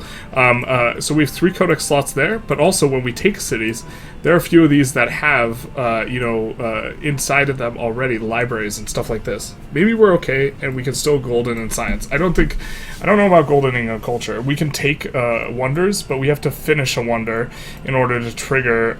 Even if we take a wonder, if we take up to 7 wonders, we still have to finish a wonder in order to properly trigger this. Or this is what we have found so far. So we're going to. It's looking bad on the wonders front, but we can at least do the science front. If we take a city and we also finish this up here and get the couple extra that we're working on right now. Our crisis begins, as does the crunch. Incidentally, in our test run, we must have gotten an event that allowed us to build villas specifically, because we haven't been able to build villas. And that's pretty significant, because that is influence in the next stage that we're not going to have access to that we would otherwise with a non-Carthage start. And so, other than that, this run does seem to be going really, really well, but I think the variance on Carthage is so high because we just got an absolutely monstrous amounts of settles. We also got like just what we needed from our goodie huts, like kind of reflecting back on the previous episode a little bit. We got really like everything we needed, and then the AI on this map just decided not to really settle very aggressively, so we're going to get a ton of settles off. I think we're going to get another 2 settles off before the game ends here. We have the settlers in motion. We're thinking of settling right here. And then also settling maybe somewhere up here in this madness of like resources everywhere. Some tile that like has maximum amounts of resources, something like this. It's gonna piss off Machiavelli, but that's kind of whatever. But like maybe we don't want to go that far over the settlement limit, because this is gonna eat into our settlement limit cost for next age. But maybe we just settle as much as we can. It's certainly doing well for pumping up the construction that we have in Carthage. 65 construction in the ancient age here. This academy that was going to be our saving grace has been in the queue with 1 turn left for like 3 turns now. I think it's bugged out. So I'm not sure what we're supposed to do here. We take it out of the queue and put it back in the queue. We'll see if that helps, but maybe we just get wrecked by a bug. I think in order to get the ball rolling here, we are going to denounce a Tubman, which should kind of bring us over the edge of her not liking us, so that we can declare war properly against her. We are finishing up navigation here pretty soon, and we have a ton of gold. We're getting to the point where the age is going to end relatively soon. And we can buy the amphitheaters, but I don't know if we want to buy the amphitheaters for the base yield. I guess we'll be getting 4 culture next age in exchange for 2 gold and 2 happiness, and this is probably an exchange we're okay with, but really disappointed that we can't get villas. In our trial run, we must have hit an event that allowed us to buy villas and towns, which is just absolutely insane, but without being able to buy villas, I think we already talked about this. It's just like, it's weighing on my mind, my soul. Truly, that like we're going to, right now our gold is just like so not as valuable as it should be, and this is the unfortunate thing, and we can't like right now we would be finishing getting everything into cities in a kind of normal sort of playthrough. So this is a little bit, despite like this map looking overwhelming, which to be fair it is overwhelming, it like feels rough in a sense in terms of the normal axes upon which we get a really huge advantage at the end of the Ancient Age isn't really available to us here, and instead we're off like thinking, well, I guess we're gonna buy the amphitheaters and that this will kind of be okay next age, but not necessarily spectacular this age. We're gonna look to float and make sure that we can buy one Numidian cavalry kind of at all times, but we're actually making enough to buy one a turn, so we will in that case start buying these amphitheaters. It will be nice that we will be able to stockpile quite a bit of influence off the amphitheaters, also giving influence, so that's going to be something for us. And I think we'll work all the wonder tiles here with our kind of outset, so this will be a great city in the next age as well here, and as will this new cities that we settle. I think we're going to settle up to 10. I think we're going to forget about this city up here. We're going to at least move our settler over there, though, just in case we decide we want to go for it. So our crisis, which is of, you know, the barbarian type, does escalate here as we get up to 80%. We don't really have that many military units, and we don't have that many commander levels, so either one of these would be okay. We do have a lot of towns with specialization, so we don't want that. We could do inferior tactics. I think that'll be maybe okay, so let's slot that in, and hopefully it's not too painful with this one barb kind of on our border, as we look to get everyone in position for going after Tubman here. We got a total of 3 quadriremes, which can sail up the river and look to help us to take out Argos. In particular, we do want to go out of our way to raise all of this stuff, because that will make it quicker for us to raise the city of Argos as well. We do get a little bit of a town growth. It is in the new town. Nothing too crazy here. We're going to go for a mine that will move us on over to the iron, which won't be particularly useful this age because I don't think we have any melee units left. After getting beaten to the punch on a couple of wonders, we do manage to get the Colosseum slapped down. We didn't get the Temple of the Sun, for example. We missed out on that, but this is going to be nice for us. And hopefully also, hey, our academy didn't finish. What the hell is wrong? Oh my god. This is going to be a problem if the academy just straight up can't finish for whatever reason. Trade route range is not going to matter at this point in the game. We're still not quite negative enough with Tubman, which is a bit unfortunate. We have a bunch of negative stuff, but also we have some positive stuff with her, so I guess we should have rejected her attempt. Oh, we get an ally at war. Support Machiavelli against Tubman. Actually, this is perfect. Hopefully this is not a war that she has too much support in, and this will be the start of the Rumble. Just kidding, it's -6, so we were going to settle the city. Now I think we won't, because we're going to be running into really big happiness issues currently. We do know that this is part of the reason we are struggling, is the Gate of All Nations in Maste, so I guess we will look to get that in. We're going to come in here. We know that these units will be highly disruptive to Tubman, and we are going to look to start pew-pewing. Notably, we have the +1 extra range already down, so we are going to be able to get in here. But we are going to start every single turn by Numidian cavalry out of this town until we look to take Maste, and with it, hopefully... I don't think there's one more wonder to complete. Is there another wonder to complete? There is... no, Angkor Wat's already been finished. And so maybe we come off of Angkor Wat and look for Monk's Mound. Monk's Mound has not been finished. We could also Sanche Stupta. I think has also not been finished. This got finished this turn, so we could go for the Science from Specialists. We still have a few more. Also, the Social Policy slot's not useless, but it's pretty close to useless. So I think we go for this. Yeah, Gate of All Nations been completed. I think this one has been completed. I don't think this one's been completed, so I guess we'll come in on that and try and make something work. We also, of course, do have Tubman upset over here. We maybe want to take things a little bit slow. We have this coming in. I think we could afford to just, like, chill a little bit. Or we could look to get on the river. Let's look to just get forward a little bit. And in theory, we should have just been standing here to begin with. So we are starting to unload here on the archers. We are going to unload the rest of our troops on over here. We're going to do it manually because the AI is often a little bit not the best at it. We actually do have a couple melee units here, but we are going to put them up. Not sure where this guy goes. I guess here is probably okay.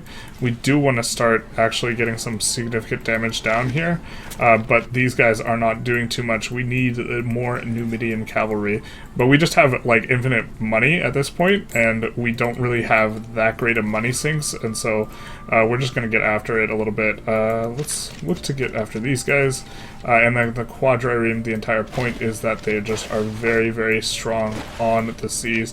If we end up taking a lot of damage here, it's fine. We have a backup to play Disruption and look to gum things up. Our siege unit might take a little bit of damage here. I think we can afford to buy some units.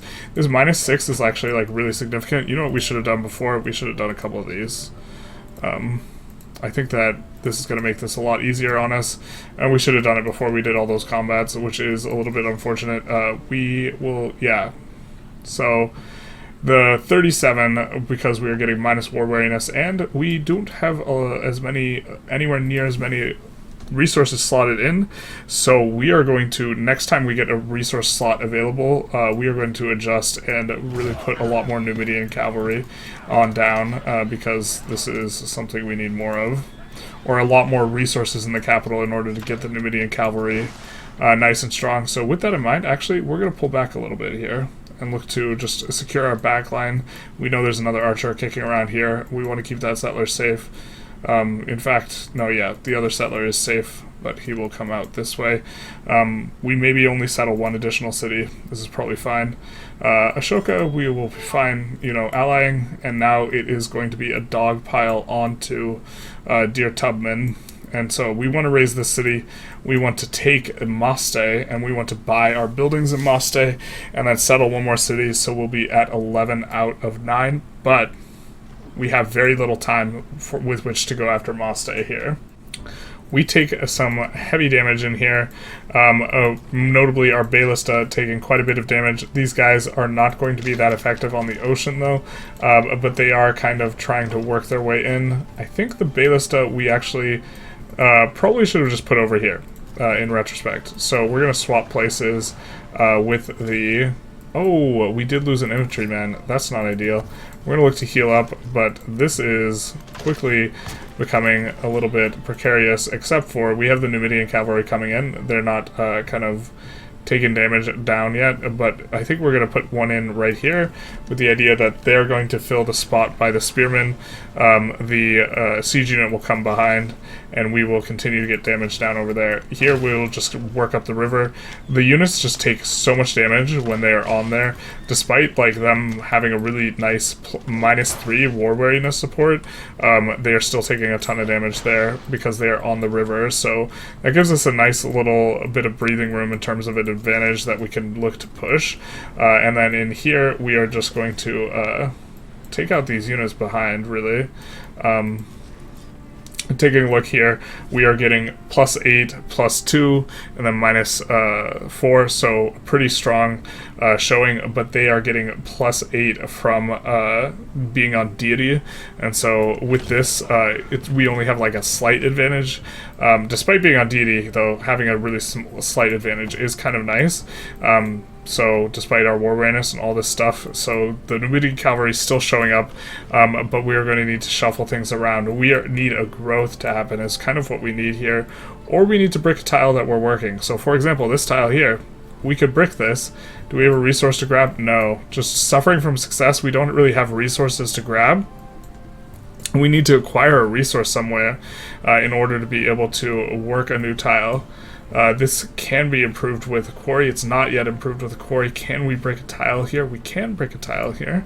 A little bit of an awkward tile to brick is this one, because we don't want to put a granary there. It's a little bit rough. We don't want to put a granary there. Can't put anything else there. The Carthage, the academy just seems to be... This seems to actually just be bricked. So we just can't build the academy there. So because it's just bugged. I don't know what to say other than I think that makes it so we can't golden. in science. We just don't have enough slots for all the codexes. We are going to have or unless we have to take a libraries. This is the only way. There's no libraries in here.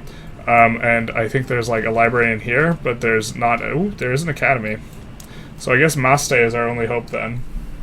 We actually do have a way to do this. It's just going to be very uncomfortable because if we settle here, we're going to get minus 50 unhappiness. But this is a way in which we can unlock a resource by plopping down this settle. I think that it will make our pops upset and they'll get revolutionary, but we could do it like this. So I guess when more Numidian cavalry get to the front line, maybe we take the settler and we slap him down just so that we can put in a resource and change things up. With the resource changing things up, we will just completely max this out in the capital, pull all the yields off of the towns that aren't providing happiness, and in this way be able to push things in so that we'll have like plus 20 combat strength or something like this. Don't have very many horses with this map seed in particular, only 2. Alright, it's time to see the damage here. Not looking too bad. We just lose, what is that? No, we lose our siege unit. The siege unit loss is a little bit rough here. We will be able to come up, but this is our Numidian cavalry, and it would just be a minor victory. That is super big, yikes. We do need to progress through Maste reasonably quick because we're on 84%, and we do have these Numidian cavalry coming up, but we really need them to do more damage than that available amount of damage. So I think we're going to keep buying the Numidian cavalry, but I think we just need to settle that city and try and make this work. Incidentally, they're going after our guy.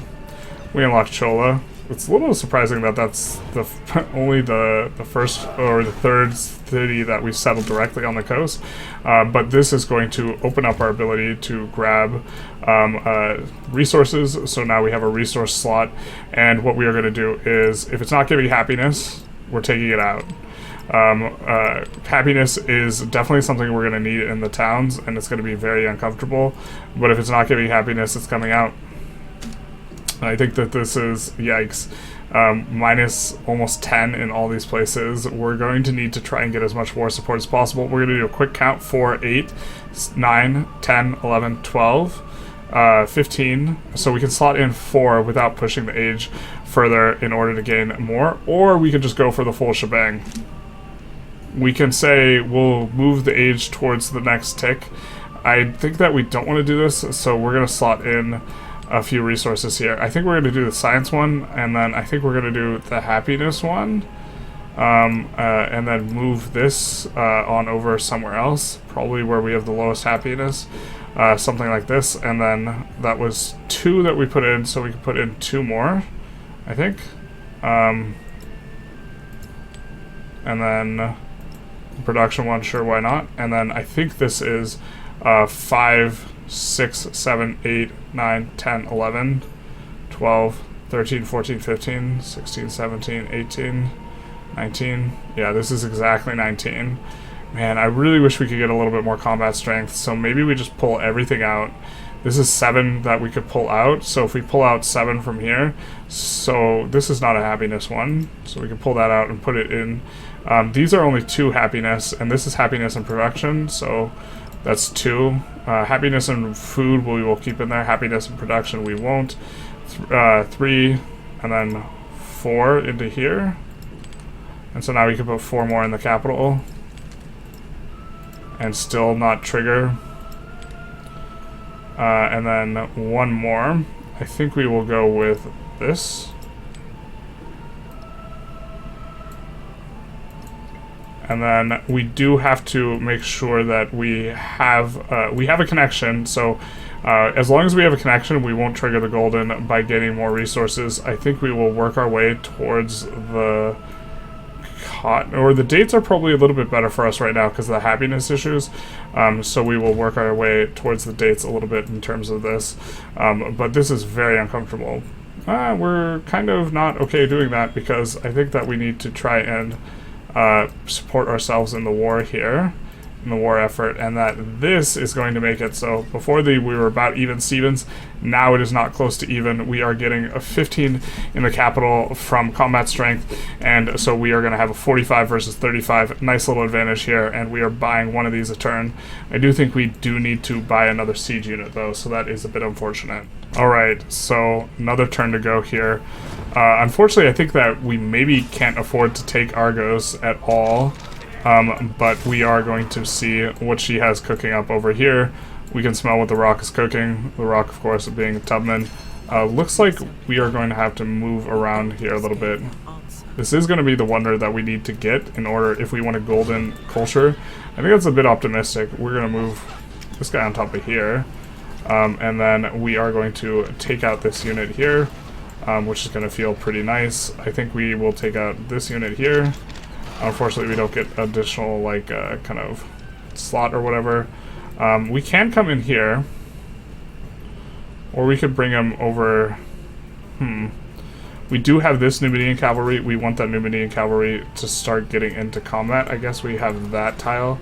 And then we can come here. And then I think we are going to bring this other one up and kill that. Which is going to feel pretty good for us, not for them. And then I think we buy a Ballista here now. And look to have that Ballista come around and come over to this tile. That's going to take quite a few turns, though. I'm not sure. We have 5, 6 like defended areas to get through. That's kind of a lot to be able to do. We are pushing a little bit over here. I think we want to try and make sure that we get adjacent to the city here. Really nice that we can pew-pew from afar because the extra range. So that is something that's nice about Carthage here. We have access to this, and so this really improves the bearing of our quadrireme quite a bit here. We are going to take out this guy and then heal up and then bring these Numidian cavalry through. Eventually they'll come on over to Axum, but this eventually, I just don't think we have enough time for it. We're at 84% here. We're trying to avoid triggering a golden age, and I think to some degree we're kind of succeeding, but things will be a little bit rough. Also, just like absolutely positively hate the fact that we can't finish this granary. I don't know how we got here and what we can do to possibly fix it. Did we like build this on top of, did I say granary? We can't finish the academy. All those years at the academy were wasted. Does it not have a tile where it's being built anymore? Is that how it bricked out? Yeah, it doesn't like have a tile. Wait, here, let's put it up here. Like, just doesn't have a tile where it's actually being built. Or something like this. That's so weird. It doesn't matter if we cancel it. We can't cancel it. It's just in here forever. +3 combat strength for naval units is going to play pretty nice here. The extra codex is, of course, useless because we can't complete our academy. This is unfortunate. We could get gold towards purchasing naval units here. We probably should have had that with... actually, no, we didn't buy any naval units, but we can start now. I think that... I mean, we could get minus maintenance, but this is not particularly substantive, and looks like we just don't have much we could gain access to, other than maybe scholars here. We're going to do this on the off chance that we decide to buy a quadrireme, but it's looking like our landing is getting in. We're going to make sure we pillage here to make sure that we have this quadrireme is performing a very important function in that they're effectively acting as a means by which we can try to bridge on over with our Numidian cavalry. Also, these guys can have a decent amount of range, so we can look to pepper up the units that are preventing the Numidian cavalry here from being able to push forward so that we make room for the other one, which is, of course, what we want to do here. I think we're going to heal up, or actually, with the commander, we're going to build fortifications, and then we'll look to heal him up afterwards. We'll just heal this guy up, and we will just go after the unit here. And then this guy will come on over, and this guy will... I don't know where the archer should go, really. The archer doesn't really have a good spot here. Maybe we shouldn't have even upgraded him. That's a bit unfortunate. We did start buying buildings out of Oyat, and we do have an absolutely monstrous coast. I think this is the best one we have, where we have every tile but one is adjacent to the coast. So this is going to be good and provide quite a big chunk of gold. And of course, we do want to buy the buildings everywhere. Really, really unfortunate we can't buy happiness buildings other than the altar. The altar will be coming in next, though. Oyat's very, very upset, and so we do want to keep an eye on that. We have a narrative choice. I think that we could go for... Celebration doesn't do anything for us except for give us a ton of culture anyways, so we'll go for that. We're starting to reach the end of the tree in both kind of spheres. We could go ironworking for a slightly better Numidian cavalry, something like this. I think we're supposed to make sure that we have enough codexes. We need to have 10 codexes. If the odd chance we could like actually get everything slotted in, we are going to need 3 more. So I think that in terms of the science, we are going to go for that. And the most efficient is usually this one. We're also having quite a bit of trouble unlocking those. We're going to make sure that we are doing a stealing technological advancement. We are doing it on someone somewhere, so that'll be important for us to keep in. We get a little bit of town growth here. This is not going to be useful now that all of our melee units are dead, but it'll be nice in the next age. And then for civics, I think that we aren't going to have too much to do. Combat against independent powers is not going to be useful. I'm just looking to see if we have a card that's decent. To be fair, we maybe should have gone for clan networks way earlier on. +2 food in all settlements would have been decent at an earlier phase of the game.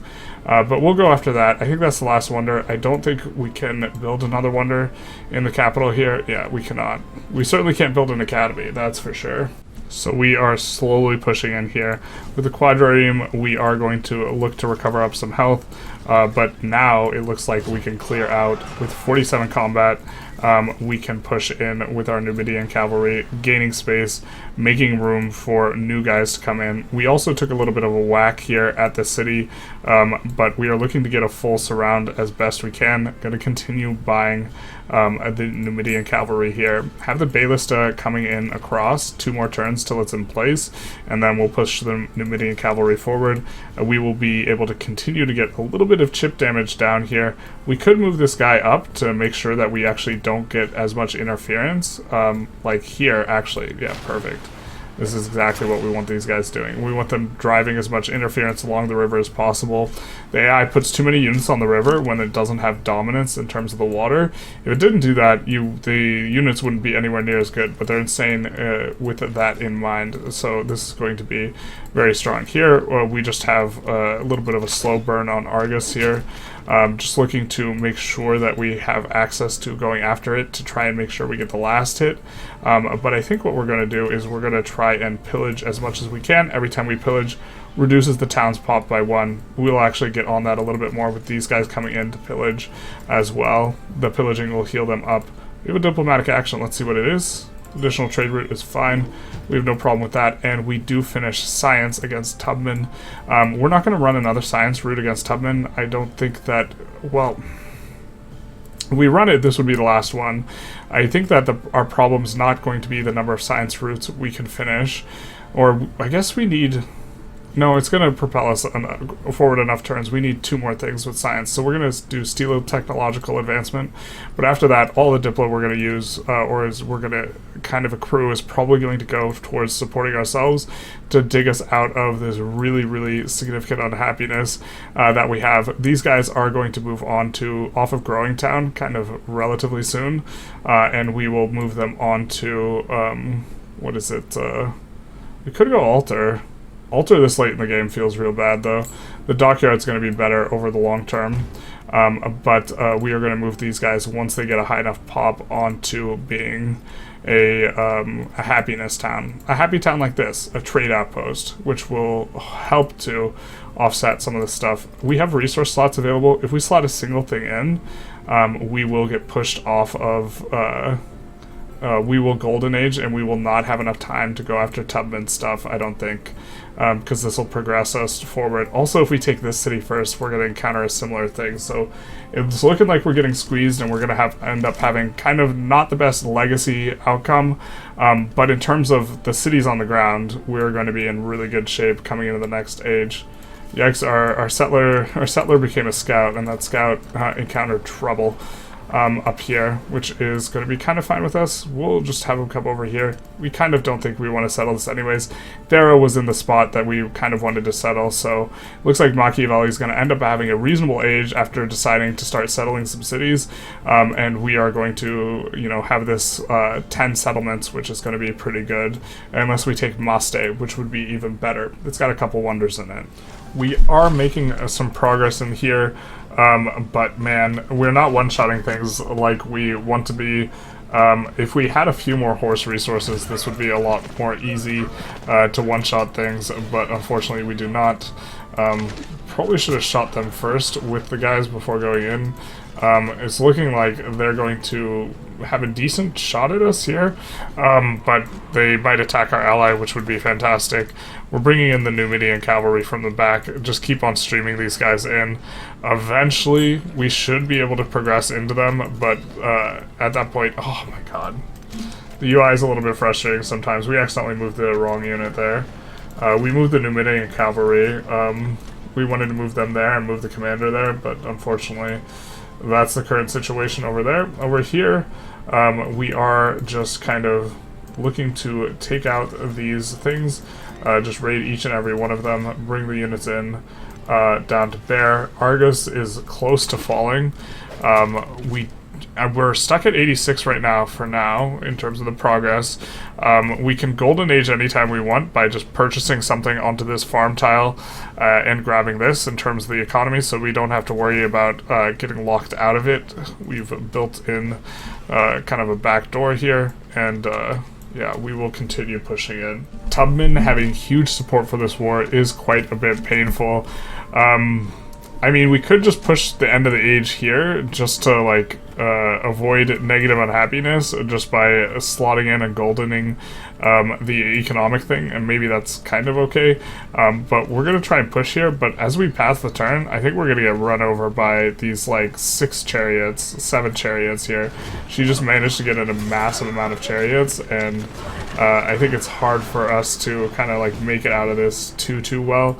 I mean, she eats a lot of damage, I guess, coming in, but this is going to be very difficult. We're going to try and heal our guys up, but while we have this decently powered Numidian cavalry, I guess we can start doing this, like, swapsies and try and, like, create a decent beachhead here, but I just think this is, like, a little bit on the slow side in a general sense here. We do have 2 quadrariums here. We're going to move this one this way, and I think that we can, if we could do one of these to restore health. I'm not sure this one restores health, but we can start shooting at the city districts, which, to be fair, the extra 3 offense is actually making a pretty big difference in terms of being able to get some damage down. Last turn, we bought a quadrarium instead of Numidian cavalry because we felt like we were getting gummed up a little bit, and it's turning out that that's probably the correct decision. We could gain some culture here. I think we're just supposed to heal up and look to progress things slowly. We do have our commander unit right sitting here. He has no health, though. Actually, let's get him on here, and he can start building fortifications and this type of thing, at least here. So, I mean, we're making progress. We're on 88%. If we have enough time, we'll be able to do it. We have, looks like they're coming in from above in the north too, which is spectacular for us. We actually should have gone for this instead of the bombards. That way they don't look to take down our city here. I think we will do this to heal the HP. That'll be good for us. And then over here, yeah, just coming down to raiding things as much as we can. I think that we just want to take out the unit here, and then we'll get back onto the raiding, so that this is as low a pop a town as possible when we take it, because then I believe it is faster to raise it, and every time we do one of these raid things, it decreases by 1 level. So we realized with this city over here, if we take this city, we will actually trigger 2 golden ages simultaneously for ourselves, and that is not exactly what we want. And so what we're going to be doing is we're just going to be moving past this. We're just going to be skipping the city and looking to cause disruption in the back line for them, where we're going to cut off as many of these chariots and this type of stuff and look to just all in on Maste. This is the only way, the only way, because we have a bugged out, thingamajig, which is what we hate. We can't get in on here. We would have 3 more codexes slotted in if our academy wasn't bugged, so this would be up to 8. We have enough codexes for the golden. We just don't have the slots available. This is a growth town, though.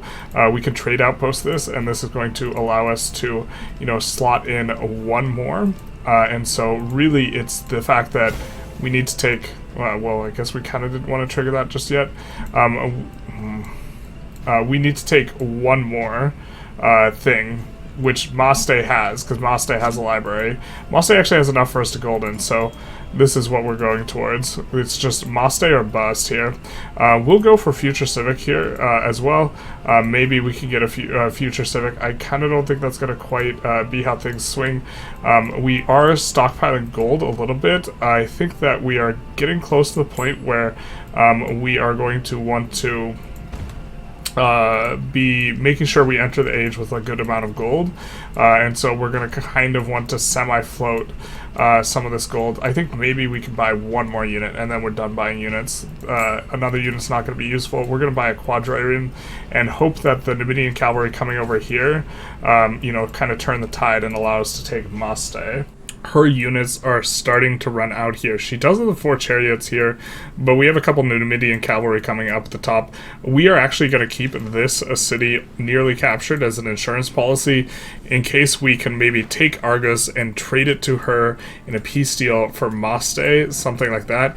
If we could piece her out and take Maste, we would go for this. She's not willing to go for that, though. We're going to have to kill some more units, and so we'll see what she can manage to cook up here. We are vulnerable in a couple spots, and it is looking like we are both kind of attritioning out pretty hard, but we are going to have a little bit of an ability to withdraw here, or maybe we just let her come after our units and say, you know what, we're going to heal, and if you don't want to spend your time healing, we're just going to come in here and do some damage, do some significant damage here. I think that this Numidian cavalry can heal on this for some HP. This one can heal there for some HP. We could do this. This will only gain us science, so I think we'll take the turn off to heal up. We do have an archer in the back here to deal with this charioteer that killed the other archer. Pour one out for your boy, except he can't deal with it, so the truth hurts. This guy will be able to deal with it. And then this guy will look to get some chip damage. He just has like unlimited chariots here. Very, very obnoxious, but the presence of these navy units in here is really gumming up his ability to get good surface area on our troops, which is going to be nice for us. We also get a full like restoration heal on the Numidian cavalry in the back, so he'll be coming in here. I don't think he can take out in one shot the siege unit, but even if he can, we're starting to get to the point where the quadriremes are coming in here strong enough, and Jomon is giving us a little bit of an assist from up top, and so I think things are going kind of okay. We just have to avoid goldening so the age doesn't quite end, and then I think that once we get an academy and a library from Maste, we will have the slots available in order to get things done. So we are about to have at least a pseudo quad golden here, kind of to round things out. I'm not really sure how some of the game mechanics execute, but what we have is Tubman is willing to peace out and give us Maste. What I'm curious about is what happens if we burn Argos to the ground and enter the next age. So we have a save before this happens, which is good to do because when you clear into a next age, it does clear out your save folder, or it does clear out your autosave folder, so it's good to put down a save. But I'm curious what happens with Argos when we enter a next stage. So what's going to happen is we're going to take Argos just so we can check if we are put Argos to raise to the ground, if it properly gets raised to the ground as we enter the next stage. Now this is going to double golden us, but we are set up to get all the goldens all this turn. So what we are going to do here is golden, of course, and then we will raise this to the ground because because we do not want this settlement. And then we will see dear Tubman, who was willing to peace out for Maste before. She's still willing to peace out for Maste. We will go for Maste, and she will say, sure, not too bad, always could be better. Yeah. Could you, though? Could you, though? Yeah, you probably could. This is probably a bad peace deal. We get the ability to go Norman in the next stage, which incidentally might be what we end up doing. And we will, unfortunately, even though we have 7 wonders now, we do not actually get the golden for this, which is a bit unfortunate. It is a bit sad, but we do have the slots in Maste to be able to slot in for this, which we will get the golden on that as well. Which is why we said it was a pseudo golden. I think that, like, either this should change, and you should actually have to construct the wonders, or capturing the wonders should trigger the golden. But in spirit, we did manage to pull everything kind of through. I think it's probably a little bit difficult on Carthage to get the quad, just in a general sense. And to be fair, if our sequencing was maybe a little bit different, we maybe would have been able to do the thing with quad. If we had gotten this, I wish we could have gotten that. But we will be ending a kind of the age here. We have a narrative choice. Age of Antiquity is ending. We can just force end by clicking Shift Enter. But we want to... Well, why don't we... What we'll do is we will... In preparation for the next episode, what we will do is we will look to... buy buildings in all these places before the next age hits, because wherever we do want any type of building, we want to buy it now while we have the discount as a result of Augustus. We also do want to have a little bit of a bank, so we will go around and making sure that we have all of kind of the unique buildings that we can build. We're going to leave the amphitheaters on the table, but we just want to make sure we have the Kothan districts everywhere that we can, and we also want to make sure in the new place that we just picked up, we do buy these, and so we're going to buy these here. It's going to have the based adjacency. It actually might be best to split these up since they're ageless whether they're stacked, and to be honest, gaining the extra slots is maybe not that useful, but for theme we will just make sure that we do this. We'll repair the wallet in case something gets a little bit weird, and then we are just going to force past the turn if we don't have anything else where we have kind of a really big need. Okay, so here's an example of a really big need. We definitely want to have a monument in this city. I'm just going to kind of quickly peruse where can we put the monument where we are not going to want to build over for some time. I think here's fine enough. We maybe could have built... Well, it's fine enough. And then we will make sure, just kind of cruising through, that we don't have anything else that we in particular want to buy. The amphitheater is not worth it. We would rather just have the gold in the next age than have an amphitheater, and then we will be able to click Shift Enter, force end the turn, and end the age. And so in terms of the map situation, this is absolutely bonkers. What we'll do is we have the save file before we force this here, so we will do everything a little bit more precise here, but we'll just take a look at what we managed to get here. The scribes of Carthage captured them all. The empire did not last. Its wisdom would.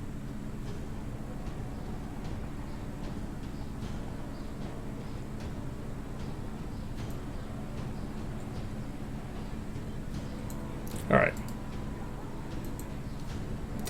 So, kind of an interesting civ. I definitely think our transition into the next age is going to be a little bit weaker, just overall. We do get all these legends in. We don't get the golden on the civics, even though we kind of should have. We do get the experience points in. We get the banners, big nice, and we will get a transition into the next age. And we will just take a look at who we can unlock and go for. I think we are setting up for a Spain transition, and this is always the idea. But if people want to see a different civilization, I think it would be very reasonable for us to go Songhai, and it would also be very reasonable for us to go Norman. So between Norman, Spain, and Songhai, let me know which one you guys would prefer to see.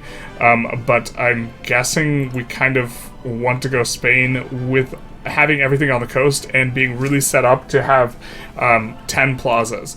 What we will do is we will be back once we'll just lock in Spain. We'll be back once the loading screen clears. Alright, well, this answers our question in a very substantive way. It just raises it to the ground. So this is going to be good for us because Maleth will be a little bit better for, you know, it, and we will maybe be able to buy... I don't know if we have anything that is currently improved. It looks like we'll maybe be able to buy a building and then immediately snag up this marble tile with an expansion. So that is a good piece of information to know. If you're raising a city, when the age ends, the city will just get raised to the dirt.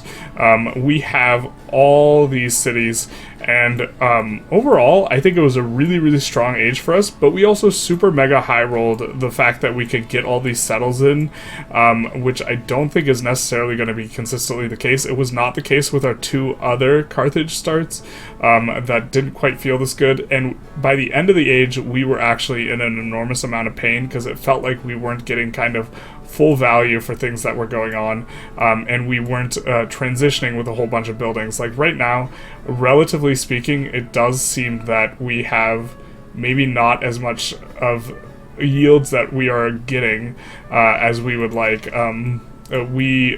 It doesn't seem like we are getting as much yields, I think, as we would like. If we look at the yields thing, we can see that we have a ton in Carthage, but other than that, it's going to be these towns which are generating us a very solid amount of gold still, but we would rather have cities. These aren't going to have production. We're not going to get stuff going up immediately, and I think the crown jewel of like a really strong transition to exploration age is having all these buildings already built up with their base values, even if they're not getting adjacencies, stuff like the amphitheater, or the academy, which we didn't even get to build because it was bugged out, and then kind of getting a really strong transition in the exploration age, specifically with a golden age in a golden age in the economic sphere, and then going for all your cities remain cities. So transitioning with 8 cities that just stay cities, which represents like 3,000 or 4,000 gold, and is just generally kind of a really big bump. I think that is one of the stronger ones. And then instead we have these options here. I just think that it's just generally speaking kind of weak. We're probably going to go for the settlement limit, just in terms of what we're probably going to do. We'll just quickly go through this before we conclude the video here. But we are going to want to probably get... we have 1 militaristic attribute point, so if we get 2 more, we'll get an extra settlement limit, which will maybe be good. I don't know if it's better than expansionist attribute point. The left side of the tree is better on expansionist, because it's less town oriented, but we have enough towns that maybe this just kind of gums up our transition, and then we could come in here. We don't have enough wonders, I think, that are good enough for doing this. I think also the fact that we have only 2 culture, I think we just go for the cultural attribute. Diplo attribute's not very useful unless you get to the very end of it, at which point, and have multiple allies, at which point the 3% all yields is kind of nice. I think it's just just the 2 economic points is worth more. And then academies become golden age academies. Salt in the wound, eh? So clearly we would just want to do this, and we would not want to get plus 15% food at the cost of minus 10% gold, like even for free. And then we would want to change the capital to Utica or Masta, whichever one, in order to get a free city, because when you move the capital, you do get a free city effectively. Probably Utica, because it's maybe in a good spot. Maybe Masta, whichever has the lower population. So we would want to move it to Utica. The reason being is Masta will be easy to upgrade in terms of to city. It'll be very cheap to upgrade it to a city, but it's not even a 100. It's not even at the minimum because we're using Corona Civica. So, you know, overall, like, thoughts on the power level of Carthage is it's probably medium to slightly bad. It has a really, like, explosive early game point, especially when you when you hit 3, 5, and 7 settlements. And if you can get that in, it feels really good. But then it feels like it falls off pretty hard, and the fall off doesn't feel very good. And I think it transitions pretty poorly, and then has a hard time picking up the legacy paths relative to something else. We definitely had a little bit of a hard time at the end. We failed on the culture. I mean, I definitely think it's doable, but I think that other countries are going to have better transitions, and then also going to have better, like, of these. Like, I just don't think these are particularly good, you know, in terms of traditions to have for the next age, and so you're kind of, it's unclear to me exactly, like, what you're getting, other than before, you're stronger before anyone else would have a timing. In terms of missing the timing on getting a city, you're stronger than everyone else. That came out in a way that's maybe not as well put as possible, but before, other countries or other civs would be upgrading to their first city, basically, you're just always stronger. And then even after, you're probably still stronger. But after they would be getting their second, third, fourth city, you start to fall off relative to as if you had, you know, 2 or 3 cities instead of this massive amount of towns to go around. I think Carthage, in order for it to feel good, would probably need +3 settlement limit on its you know, what is it, on its social policy, and I just don't think that quite swings it. So I think we got an absolutely bananas transition to Exploration Age, and so I think that this run is pretty strong, but I think on average Carthage is not going to be that consistent. It's going to underperform. It's going to specifically, like, want certain types of settles in order to really make use of its unique district, and then its unique district, I think, is not even out of, as far as unique double districts go that create a quarter, I don't even think it's like, I think it's the second to worst.